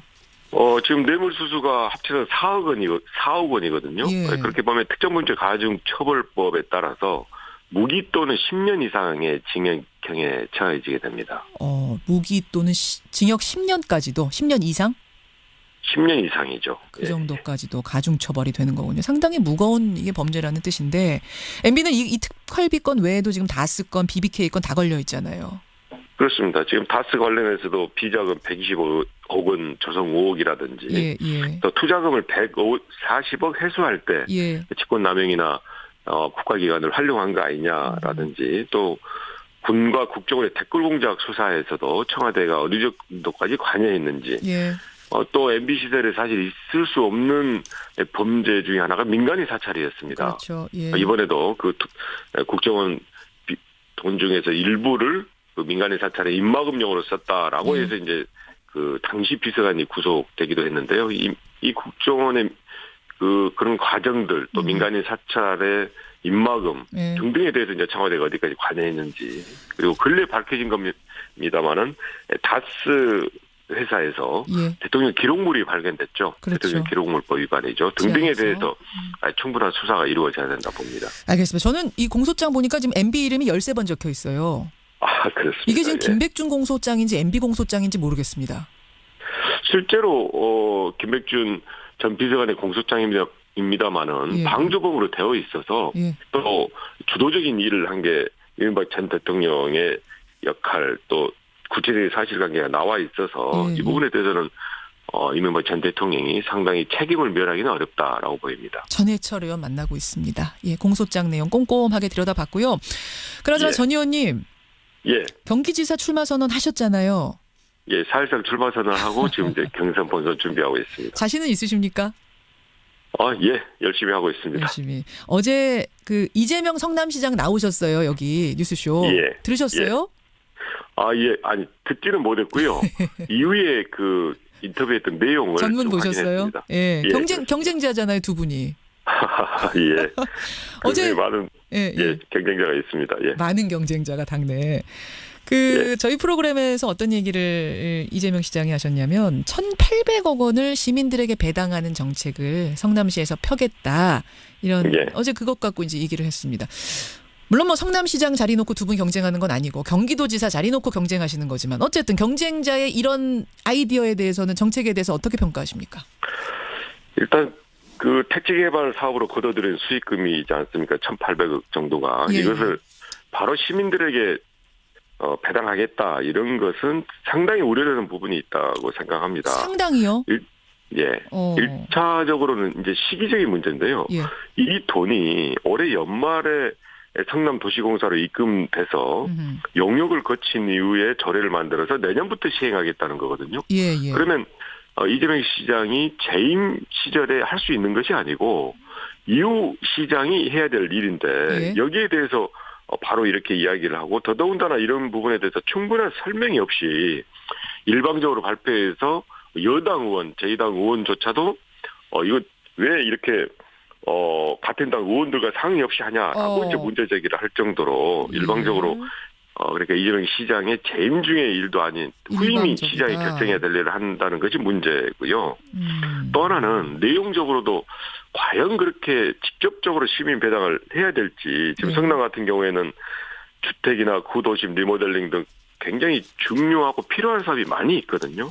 또 예를 들면 시민단체에서도 납득할 수 없다라고 이제 이야기하고 있는 것 중에 하나가 도시공원 일몰제로 해서 성남시가 공원 부지를 유지하기 위한 매입 비용을 좀 확보를 해야 합니다. 하지만 이재명 시장의 경우에는 이 매입 비용 확보를 재임 중에 약 15억 원밖에 못해서 현재 적립금이 57억에 불과하거든요. 어제 제가 그거 질문했는데 충분하다고 하시던데요. 그 정도면 괜찮다고? 아니, 명쾌하게 대답하지 않았고요. 그러니까 적립금이 57억에 현재 불과해서 4,500억 정도를 조성해야만이 이 공원에 대한 계속 유지 관리를 할 수 있는 권한을 확보할 텐데 그러니까 제가 말씀드린 거는 이와 같이 실제 쓸 때가 많이 있는데 이걸 일방적으로 이렇게 시민 배당으로 하는 게 맞는 건가? 그리고 적어도 말씀드린 바와 같이 이렇게 필요성이 있다 그러면 조금은 공론화를 하고 조금 더 또 시의회하고 의논과 협의를 하고 알겠습니다. 그렇게 하고 나서 하는 게 맞지. 발표를. 발표는 먼저 해놓고 공론화할 수는 없는 건가요? 그러면 갈등이 생기는 거죠. 그러면 갈등이 갈등이란 건 불가피하다. 제가 어제 그 질문 드렸어요. 그랬더니 갈등이란 건 불가피하다. 예수님 빼고는 다 갈등하는 거다 그러시던데요. 그러지 않고요. 실제로 자치단체, 광역자치단체 분 중에서도 이 갈등 해소를 위해서 끊임없이 협의하고 수기하고 그리고 이와 같은 발표를 할 때는 사전에 논의하고 했던 예도 많이 있습니다. 알겠습니다. 결국은 쟤들이 정치를 하는 이유가 갈등을 해소하고 좀 더 실효성 있는 정책을 구현하고자 함인데 이와 같이 자꾸 갈등을 유발하는 것은 저는 좀 적절하지 않다라고 생각합니다. 어제 이재명 시장에 대한 답을 짧게 듣고 싶었는데 전해철 의원님 하실 말씀이 많으시네요. 아니요. 언제 한번 두 분이 같이 나오셔도 좋을 것 같아요. 알겠습니다. 여기까지 말씀 듣겠습니다. 고맙습니다. 예, 고맙습니다. 더불어민주당 전해철 의원이었습니다.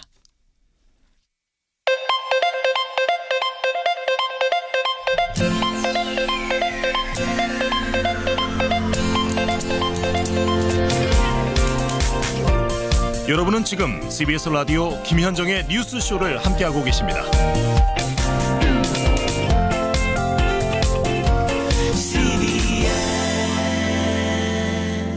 안토니오 구테레스 유엔 사무총장이요. 평창 동계올림픽에 참석을 위해서 지금 한국을 방한 중에 있죠. 방문 중에 있는데 이분은 그 평소에도 한반도 문제, 특히 북핵 위기, 어떤 이걸 평화적으로 해결해야 된다는 데 대해서 굉장히 여러모로 의견을 피력해왔던 분입니다. 이 중재 역할이 굉장히 중요하다 강조해왔던 분이기 때문에 방한 기간 동안 어떤 행보, 어떤 이야기를 내놓느냐가 세계의 관심거리였는데요. 어제 저희 CBS에 방문을 했습니다. 세상을 바꾸는 시간 15분이라는 세바시 강연 프로에서 강연도 하고 후에 저와 짧은 인터뷰도 나누고 또 소통의 시간을 가졌습니다. 관객들과. 제가 그 현장에 있었어요. 여러분 그 녹음분 잠깐 좀 함께 들어보시죠. 안토니오 구테레스 유엔 사무총장입니다. 이 시간은요. 유엔 사무총장과의 대화, 여러분과의 대화의 시간인데요. 내일이면 이제 평창올림픽 개막식이 열리죠. 항상 우리 유엔 사무총장께서는 대화를 중시하셨습니다. 이제 이 자리에서 많은 정상들의 대화가 공식, 비공식 대화가 오갈 텐데요. 우리 사무총장께서 생각하시는 이번 대화의 장은 어떻게 펼쳐질 거라고 생각하시는지, 그 가능성을 어떻게 보시는지 첫 질문 드리고 싶습니다. 저는 이번이 굉장히 중요한 기회라고 생각합니다. 두 가지 측면이 있는데요. 하나는 남북 관계입니다. 지금이 올림픽 기간이긴 하지만 남북 군사 한 라인이 연결돼 있습니다. 그래서 서로 오해 없이 긴장이 고조되지 않고 소통할 수 있는 상황이죠. 남북 간 모든 대화가 중요하고 저 역시 지지합니다. 하지만 그걸로는 충분하지 않죠. 우리에겐 한반도 비핵화라는 또 하나의 과제가 있기 때문입니다. 한반도 비핵화 문제는 평화적으로 해결돼야 합니다. 유엔 안보리에서는 그동안 대북 제재 같은 강경한 방식을 취해왔지만 한편으론 정치적으로 개입하는 길도 열었다고 생각합니다. 북한을 포함해 미국, 중국 등 여러 나라가 정치적으로 참여하고 서로를 포용해서 이 상황을 해결할 수 있는 방법을 찾고 결국에는 평화적인 비핵화가 한반도에서 이루어질 수 있도록 노력해야 합니다. 특히 남북 대화, 북미 대화, 많은 중요한 대화들, 접촉들이 기대가 됩니다. 우리 사무총장께서 생각하실 때 북미 대화의 가능성, 어떤 대화의 가능성을 보시는지요? 그건 가능성의 문제가 아니라 절대적으로 필요한 일입니다.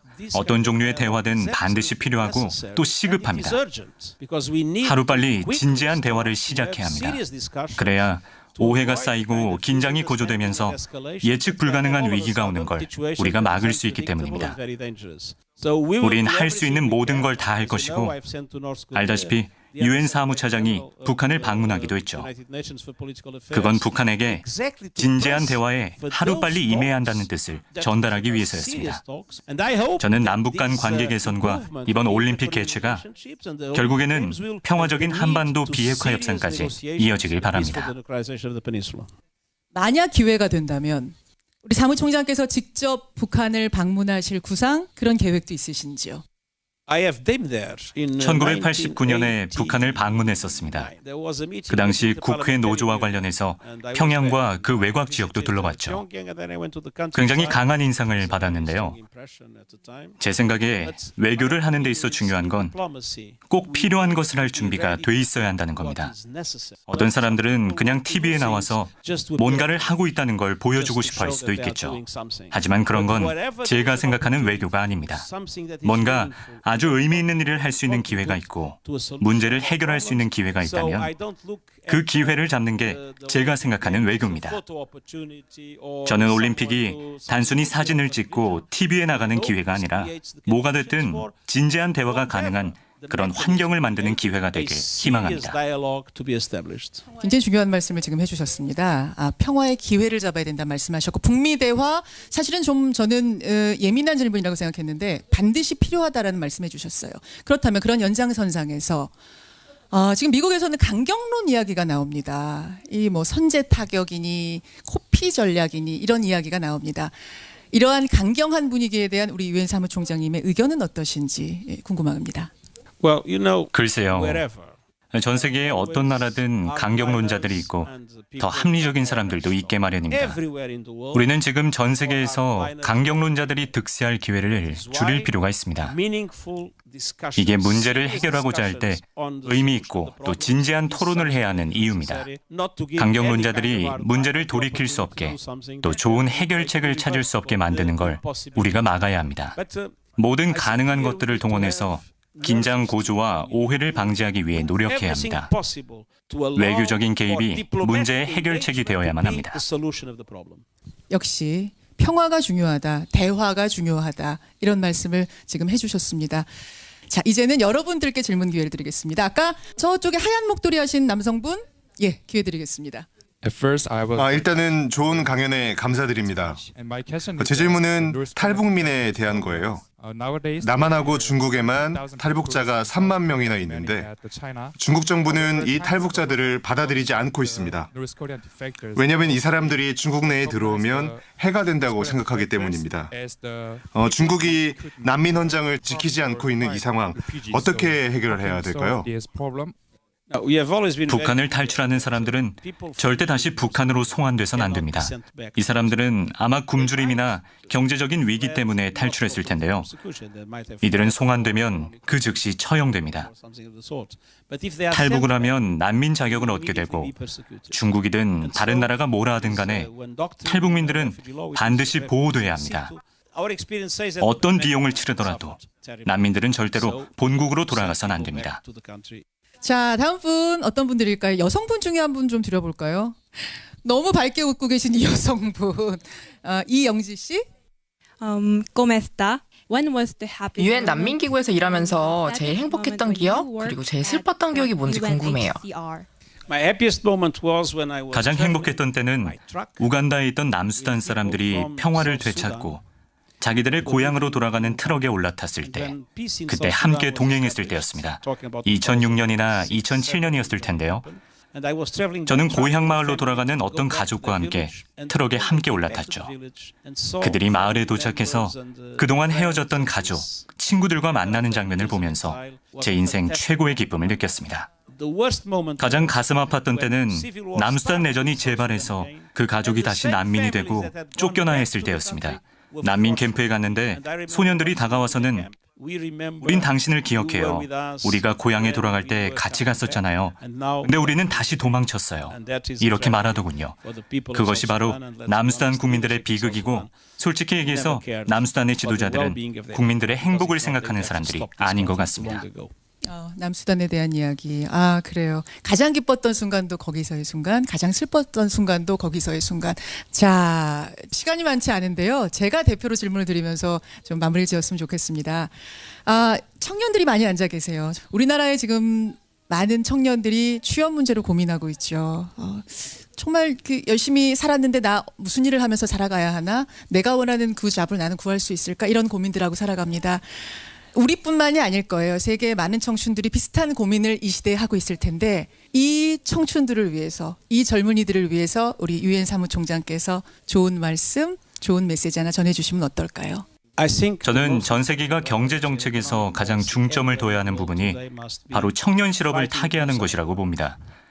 더 좋은 교육 훈련, 구체적인 직업의 창출, 특정 부문에 대한 청년들의 배치 등이 그 방법이 될 수 있겠죠.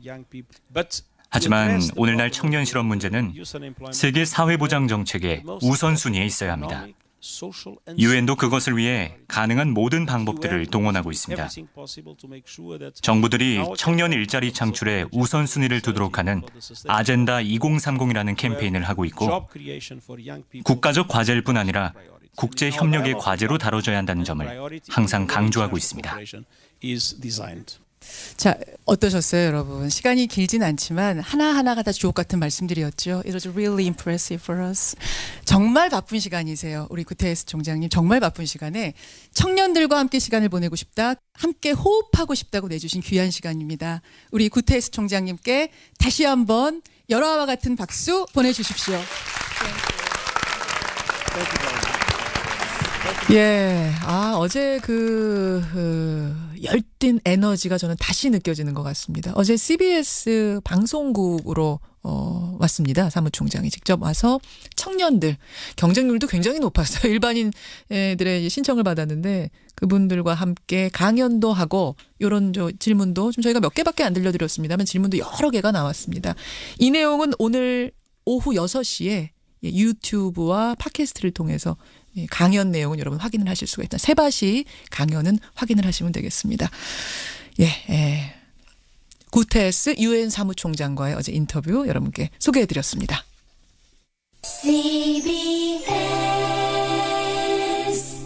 자, 이거 무지하게 중요하다. 꼭 암기. 오케이? 네. 이렇게 지식만 외운 우리 아이들은 정작 인생이란 시험을 만나 힘겨워했습니다. 이제 아이들은 교실 안에서 세상을 살아가는 지혜를 배웁니다. 모든 아이들이 행복한 미래를 꿈꾸는 교육혁신, 세상을 이해하고 자신을 공부하는 자유학기 수업을 통해 꼭 만들겠습니다. 중학교 자유학기에서 자유학년으로 나를 공부하자. 저는 부총리 겸 교육부 장관 김상권입니다. 이 캠페인은 교육부와 한국과학창의재단이 함께합니다.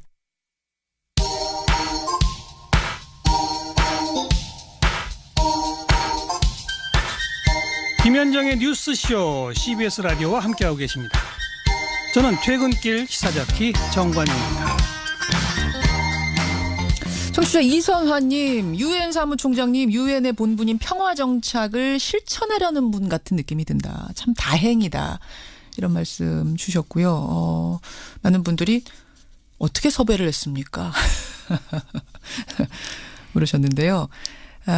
사실 좀 비화를 말씀을 드리자면은 사무총장이 굉장히 많은 일정이 있을 거 아닙니까? 뭐 하여튼 정말로 이제 분 단위로 있는 일정 중에 청년을 만나고 싶다. 한국의 청년들과 얘기하고 싶다. 그러면 뭘 해야 되느냐라고 우리 유엔에, 그러니까 유엔 한국 사무소에다가 질문을 했답니다. 그래서 그쪽에서 이 CBS의 세바시라는 그 미국의 테드 같은 강연이 있는데 여기 가서 한번 만나십시오. 이렇게 얘기를 한 겁니다. 그리고 그 자리에 저도 참석해서 그들과의 소통을 함께 해보면 어떻겠느냐 이런 제안이 왔어요. 저희가 함께하게 된 건데 저는 권영철 선임 기자 어서 오세요. 안녕하십니까. 지금 권영철 선임 기자도 들으셨지만 제가 이제 좀 감동했던 부분은 뭐냐면 보통 유엔 사무총장이 이제 외교관 출신들이 많잖아요. 우리 뭐 반기문 사무총장도 그랬습니다. 외교관들의 특징은 굉장히 말을 조심해요. 제가 질문을 던지면서도 북미 대화 되겠습니까? 남북 대화 되겠습니까? 총장님 북한 가실 생각 있습니까? 라는 질문을 던지면서도 설마 답이 나올까? 하면서 질문을 던졌는데 저의 질문보다 더 앞서가는 답이 나오는 겁니다. 그거는 가능성의 문제가 아니라 반드시 대화해야 된다. 북미 대화, 남북 대화 해야 된다. 북한도 필요하다면 necessary라는 말을 하면서 필요하다면 나는 가겠다라고 거침없이 말이 나오는 겁니다. 전 좀 놀랐어요. 그래서. 상당히 성과를 거둔 인터뷰였습니다. 예. 정말 진보적인 이 유엔 사무총장이라는 생각도 들었고 시원한 사람이다라는 생각도 들었는데 하여튼 좋은 무대, 좋은 어제 소통의 장이었습니다. 여러분들께도 꼭 소개해드리고 싶어서요. 오늘 저희가 잠깐 들려드렸고 Y뉴스, 오늘 저희 Y뉴스도 굉장히 기다려집니다. 정영식 판사 얘기를 갖고 오셨다고요? 네. 이재용 삼성전자 부회장을 집행유예로 석방한 이후에 정형식 부장판사에 대한 비판 여론이 계속 사그라들지 않고 있습니다. 이재용 부회장 항소심 맡은 그 판사, 정형식 판사. 그래서 이재용 삼성 부회장 석방 후 폭풍이 왜 정형식 판사에게 몰리나 이게 오늘 주제입니다. 후폭풍이 지금 어느 정도길래요? 오늘 5일째잖아요.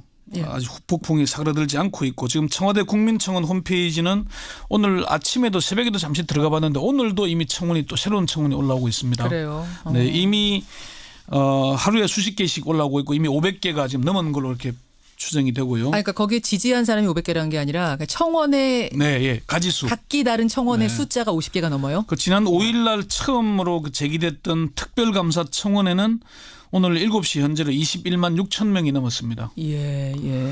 그리고 특검과 검찰에 이어서 변호사 단체나 개별 변호사들 심지어 법원 내부에서도 비판 여론이 나오고 있습니다. 저는 이게 궁금했던 겁니다. 네. 일반인들의 시각 말고 법원 내부의 시각, 판사들의 시각은 어떤가 그걸 좀 조사해 보셨다고요.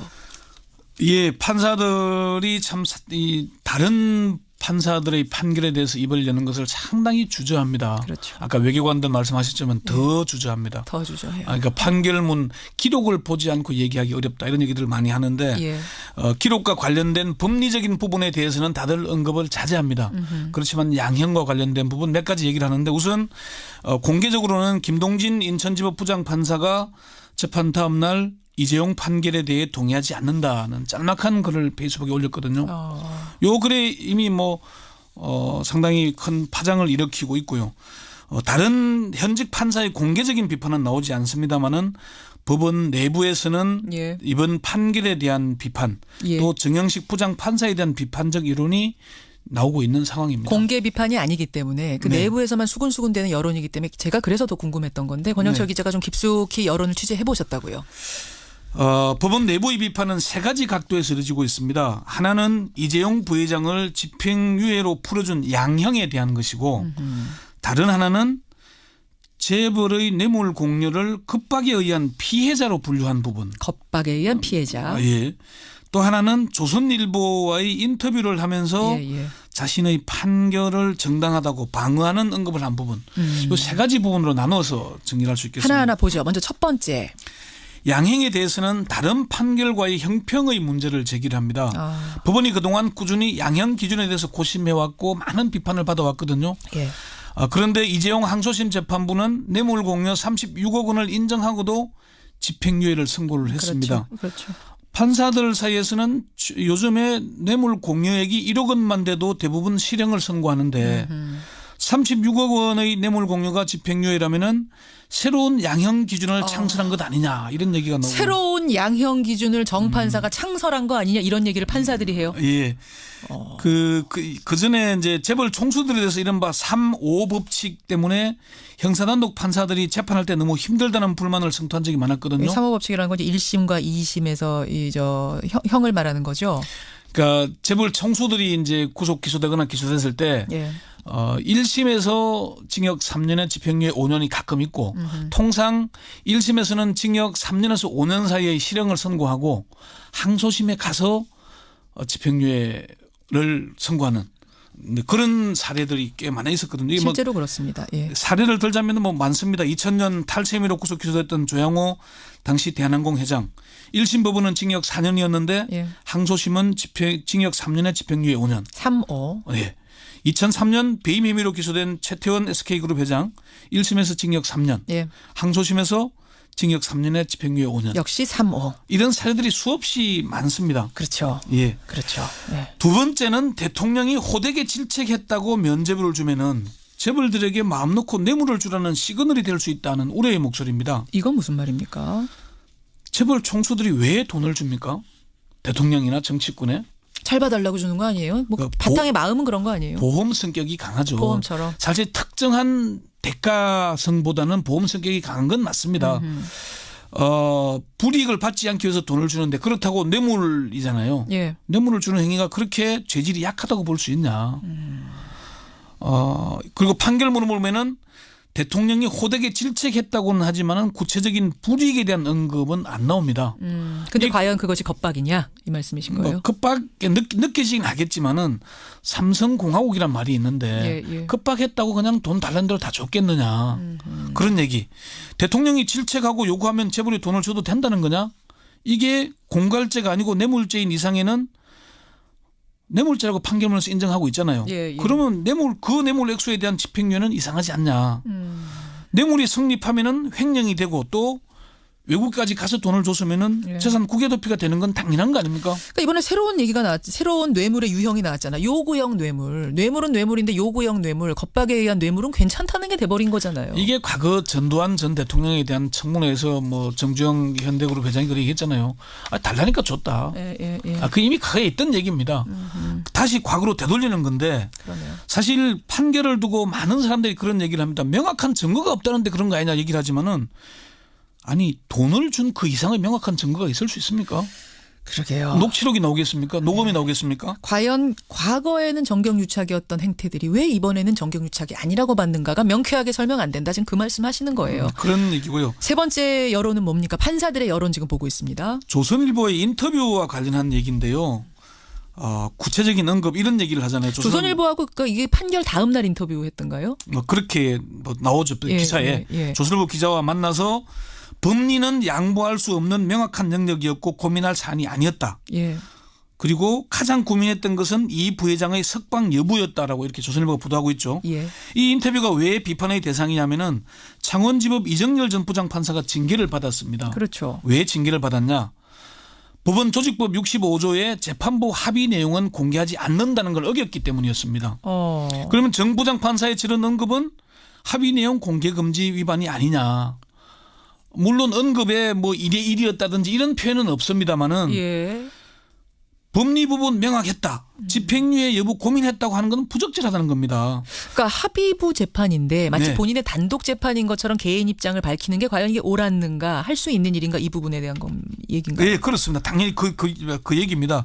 일선 판사들은 판사가 자신의 판결에 대해 언론 인터뷰를 통해서 정당성을 주장하는 것은 바람직하지 않다고 이구동성으로 얘기를 합니다. 특히 정치색이 강한 언론과의 단독 인터뷰 자체가 공정성이나 법관의 독립에 좋지 않다고 보는 겁니다. 재판부도 근데 언론 인터뷰 하긴 하잖아요. 뭐 설명하는. 제가 법조를 출입한 지가 꽤 되긴 했습니다만은 뭐 판결 배경을 설명하는 백브리핑 정도는 했는데 예. 자신의 판결이 정당하다고 주장하기 위해서 단독 인터뷰하는 형식은 잘 안 합니다. 자, 그러니까 전반적인 지금 법원 내 여론, 판사들의 여론은 비판적이다 이 말씀이신데. 네. 근데 그렇다고 해서 정영식 판사 개인 신상털이까지 하는 건 이건 과한 거 아닌가? 그건 어떻게 보세요? 당연히 과하죠. 그래서는 안 됩니다. 안 되는 거지만은 오죽하면 그러겠냐는 부분도 없지 않아 있다는 것. 우리가 국민들이 마지막으로 기댈 수 있는 게 법은 아니겠습니까? 그렇죠. 최후의 보루입니다. 예, 뭐 그렇게 해서는 안 되겠지만 우리가 법관들도 이 법관에 대한 특혜가 자기들 개인을 잘 봐주기 위한 거 아니잖아요. 아니죠. 물론 판결을 똑바로 하라는 거거든요. 예. 국민을 두려워해야 됩니다. 국민을 두려워해야 주권자이기 된다. 때문에. 울림이 있는 마지막 말로 인사 나누겠습니다. 권영철 선임 기자 수고하셨습니다. 네.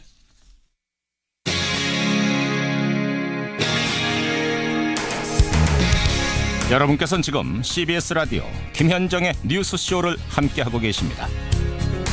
이번 2018 평창 동계올림픽의 테마는 평화입니다. 평화. 올림픽의 꽃이라고 할 수 있는 개막식 바로 오늘 저녁 8시로 예정이 돼 있죠. 개막식 퍼포먼스에는요. 개최국인 우리나라가 세계에 보내는 그런 메시지들이 담기게 될 텐데요.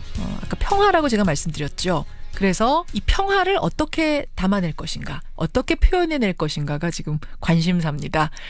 바로 그 부분을 표현해낼 분, 개막식 총 연출을 맡은 분 지금부터 만나보죠. 양정훈 감독 연결이 돼 있습니다. 양정훈 감독님 안녕하세요. 네, 안녕하세요. 반갑습니다. 얼마나 바쁘세요? 네, 눈코 뜰 새 없이. 눈코 뜰 새 없이. 네. 오늘 저녁 8시니까 이분이 지금 정말로 밥 먹을 시간도 없는 와중에 뉴스쇼를 위해서 시간을 잠깐 내주셨어요. 네. 우선 감사드리고요. 난타의 송승환 감독님이 그러니까 개폐막식 총감독이 되는 거고. 네네네. 우리 양 감독님이 개막식 연출 총괄이 되시는 거죠? 네네네. 예. 오늘 저녁 8시 준비는 100% 끝난 겁니까? 네. 이제 개막하는 일이 남았습니다. 네. 소감이 어떠세요? 긴장되고 떨리지 않는다면 거짓말인 것 같고요. 그렇죠. 근데 설레임과 흥분이 더 많이 되고요. 빨리 개회식이 시작돼서 좋은 공연을 전 세계에 보여주면 좋겠습니다. 몇 시간짜리 프로그램이에요? 총 2시간 10분입니다. 2시간 10분. 몇 명의 스텝이 동원됐습니까? 스텝만 치면은 한 2,100여 명 가까이 되는 것 같습니다. 네. 2,100여 명. 거기 지금 출연자 또 따로 있어요? 네, 출연자도 약 2,000여 명 가까이 됩니다. 네. 어마어마한 규모네요. 네. 이거 언제부터 준비하신 거예요? 저는 합류한 지는 조금 늦었고요. 이거는 한 2년 반 정도 준비한 걸로 알고 있습니다. 네. 잠깐만요. 개막식만 2년 반이요? 개폐회식 총 합쳐서. 네네. 거의 국가대표 선수들이 훈련하는 기간하고 맞먹겠는데요. 네. 엄청나네요. 오랫동안 공들이고 많은 분들이 참여한 개막식 한마디로 설명하라고 그러면 딱 한마디로 표현하라고 하라면 뭡니까?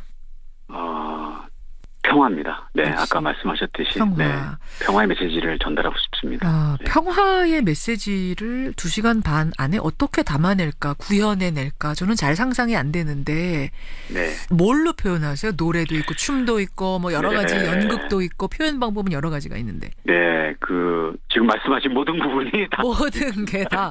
모든 게.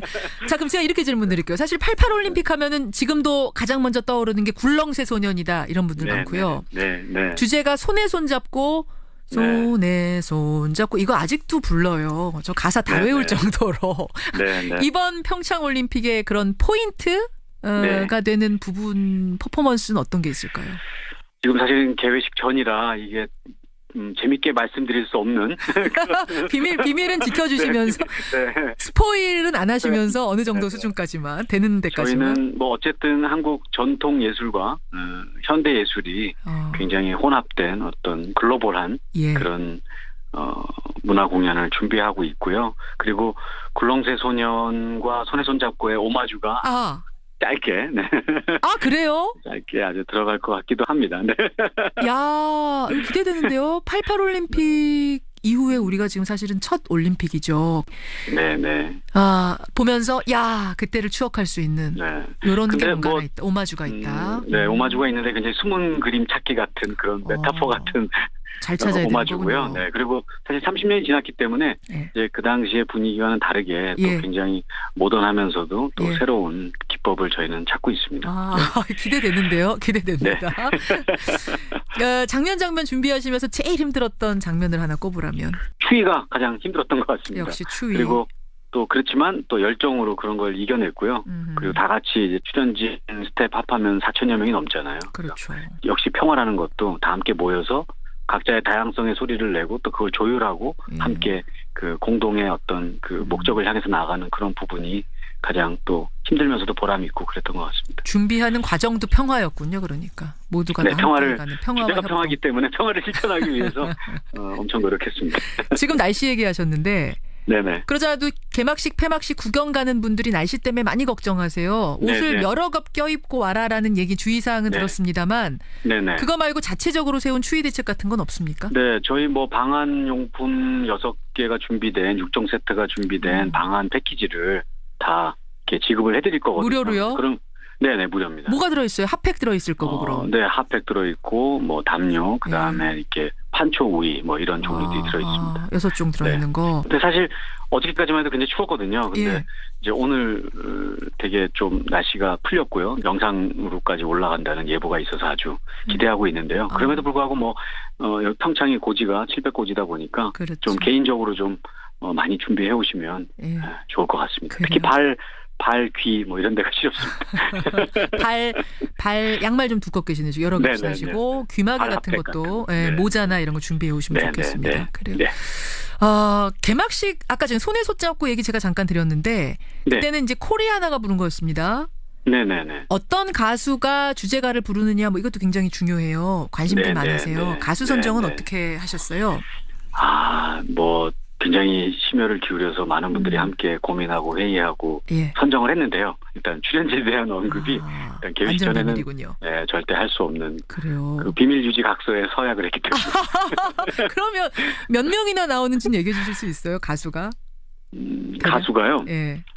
가수가 근데 뭐 이게 나오시는 분이 있고 또 이게 음원에 참여하신 분도 있고 사실 그렇기 때문에 그런 거를 또 이렇게 보시면서 찾아보시는 것도 그래요. 이 부분은 또 출연하셨고 또 이런 가수분들은 또 함께 레코드에 참여했구나 이렇게 찾아보는 재미도 있으실 것 같습니다. 마지막 성화봉송 주자도 결정이 됐죠? 당연히. 네, 됐습니다. 그것도 관심사죠. 네. 이것도 가장 근데 이거는 올림픽 개회식에서 가장 중요한 하이라이트잖아요. 맞아요. 그래서 더군다나 말씀드리겠습니다. 이것도 역시 비밀 유지 각서에 도장을 찍으셨습니다. 네네. 기대할게요. 저 뭐 말씀 안 하셔도 괜찮아요. 다만 기대할 만한 분입니까? 기대해 주십시오. 기대해도 좋습니까? 네. 예, 기대하겠습니다. 그래요. 고생 많이 하셨고요. 네네. 지금 개막식을 기다리고 계실 우리 국민들 그리고 전 세계 분들에게 총 감독으로서 한 말씀 하신다면? 저희가 전 세계 유일한 분단 국가잖아요.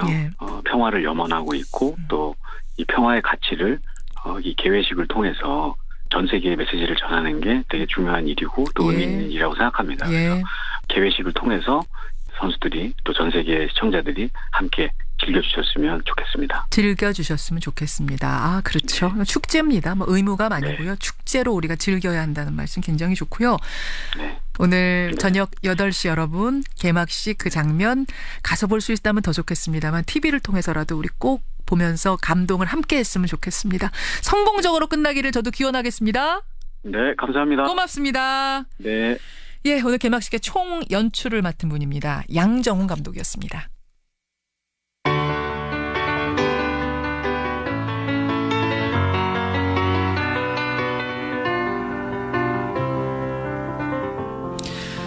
평창의 아침이 밝았습니다. 크고 작은 논란도 있었고 우여곡절도 있었습니다만 이제 잔치는 시작된 거고요. 우리는 그 잔치의 주인입니다.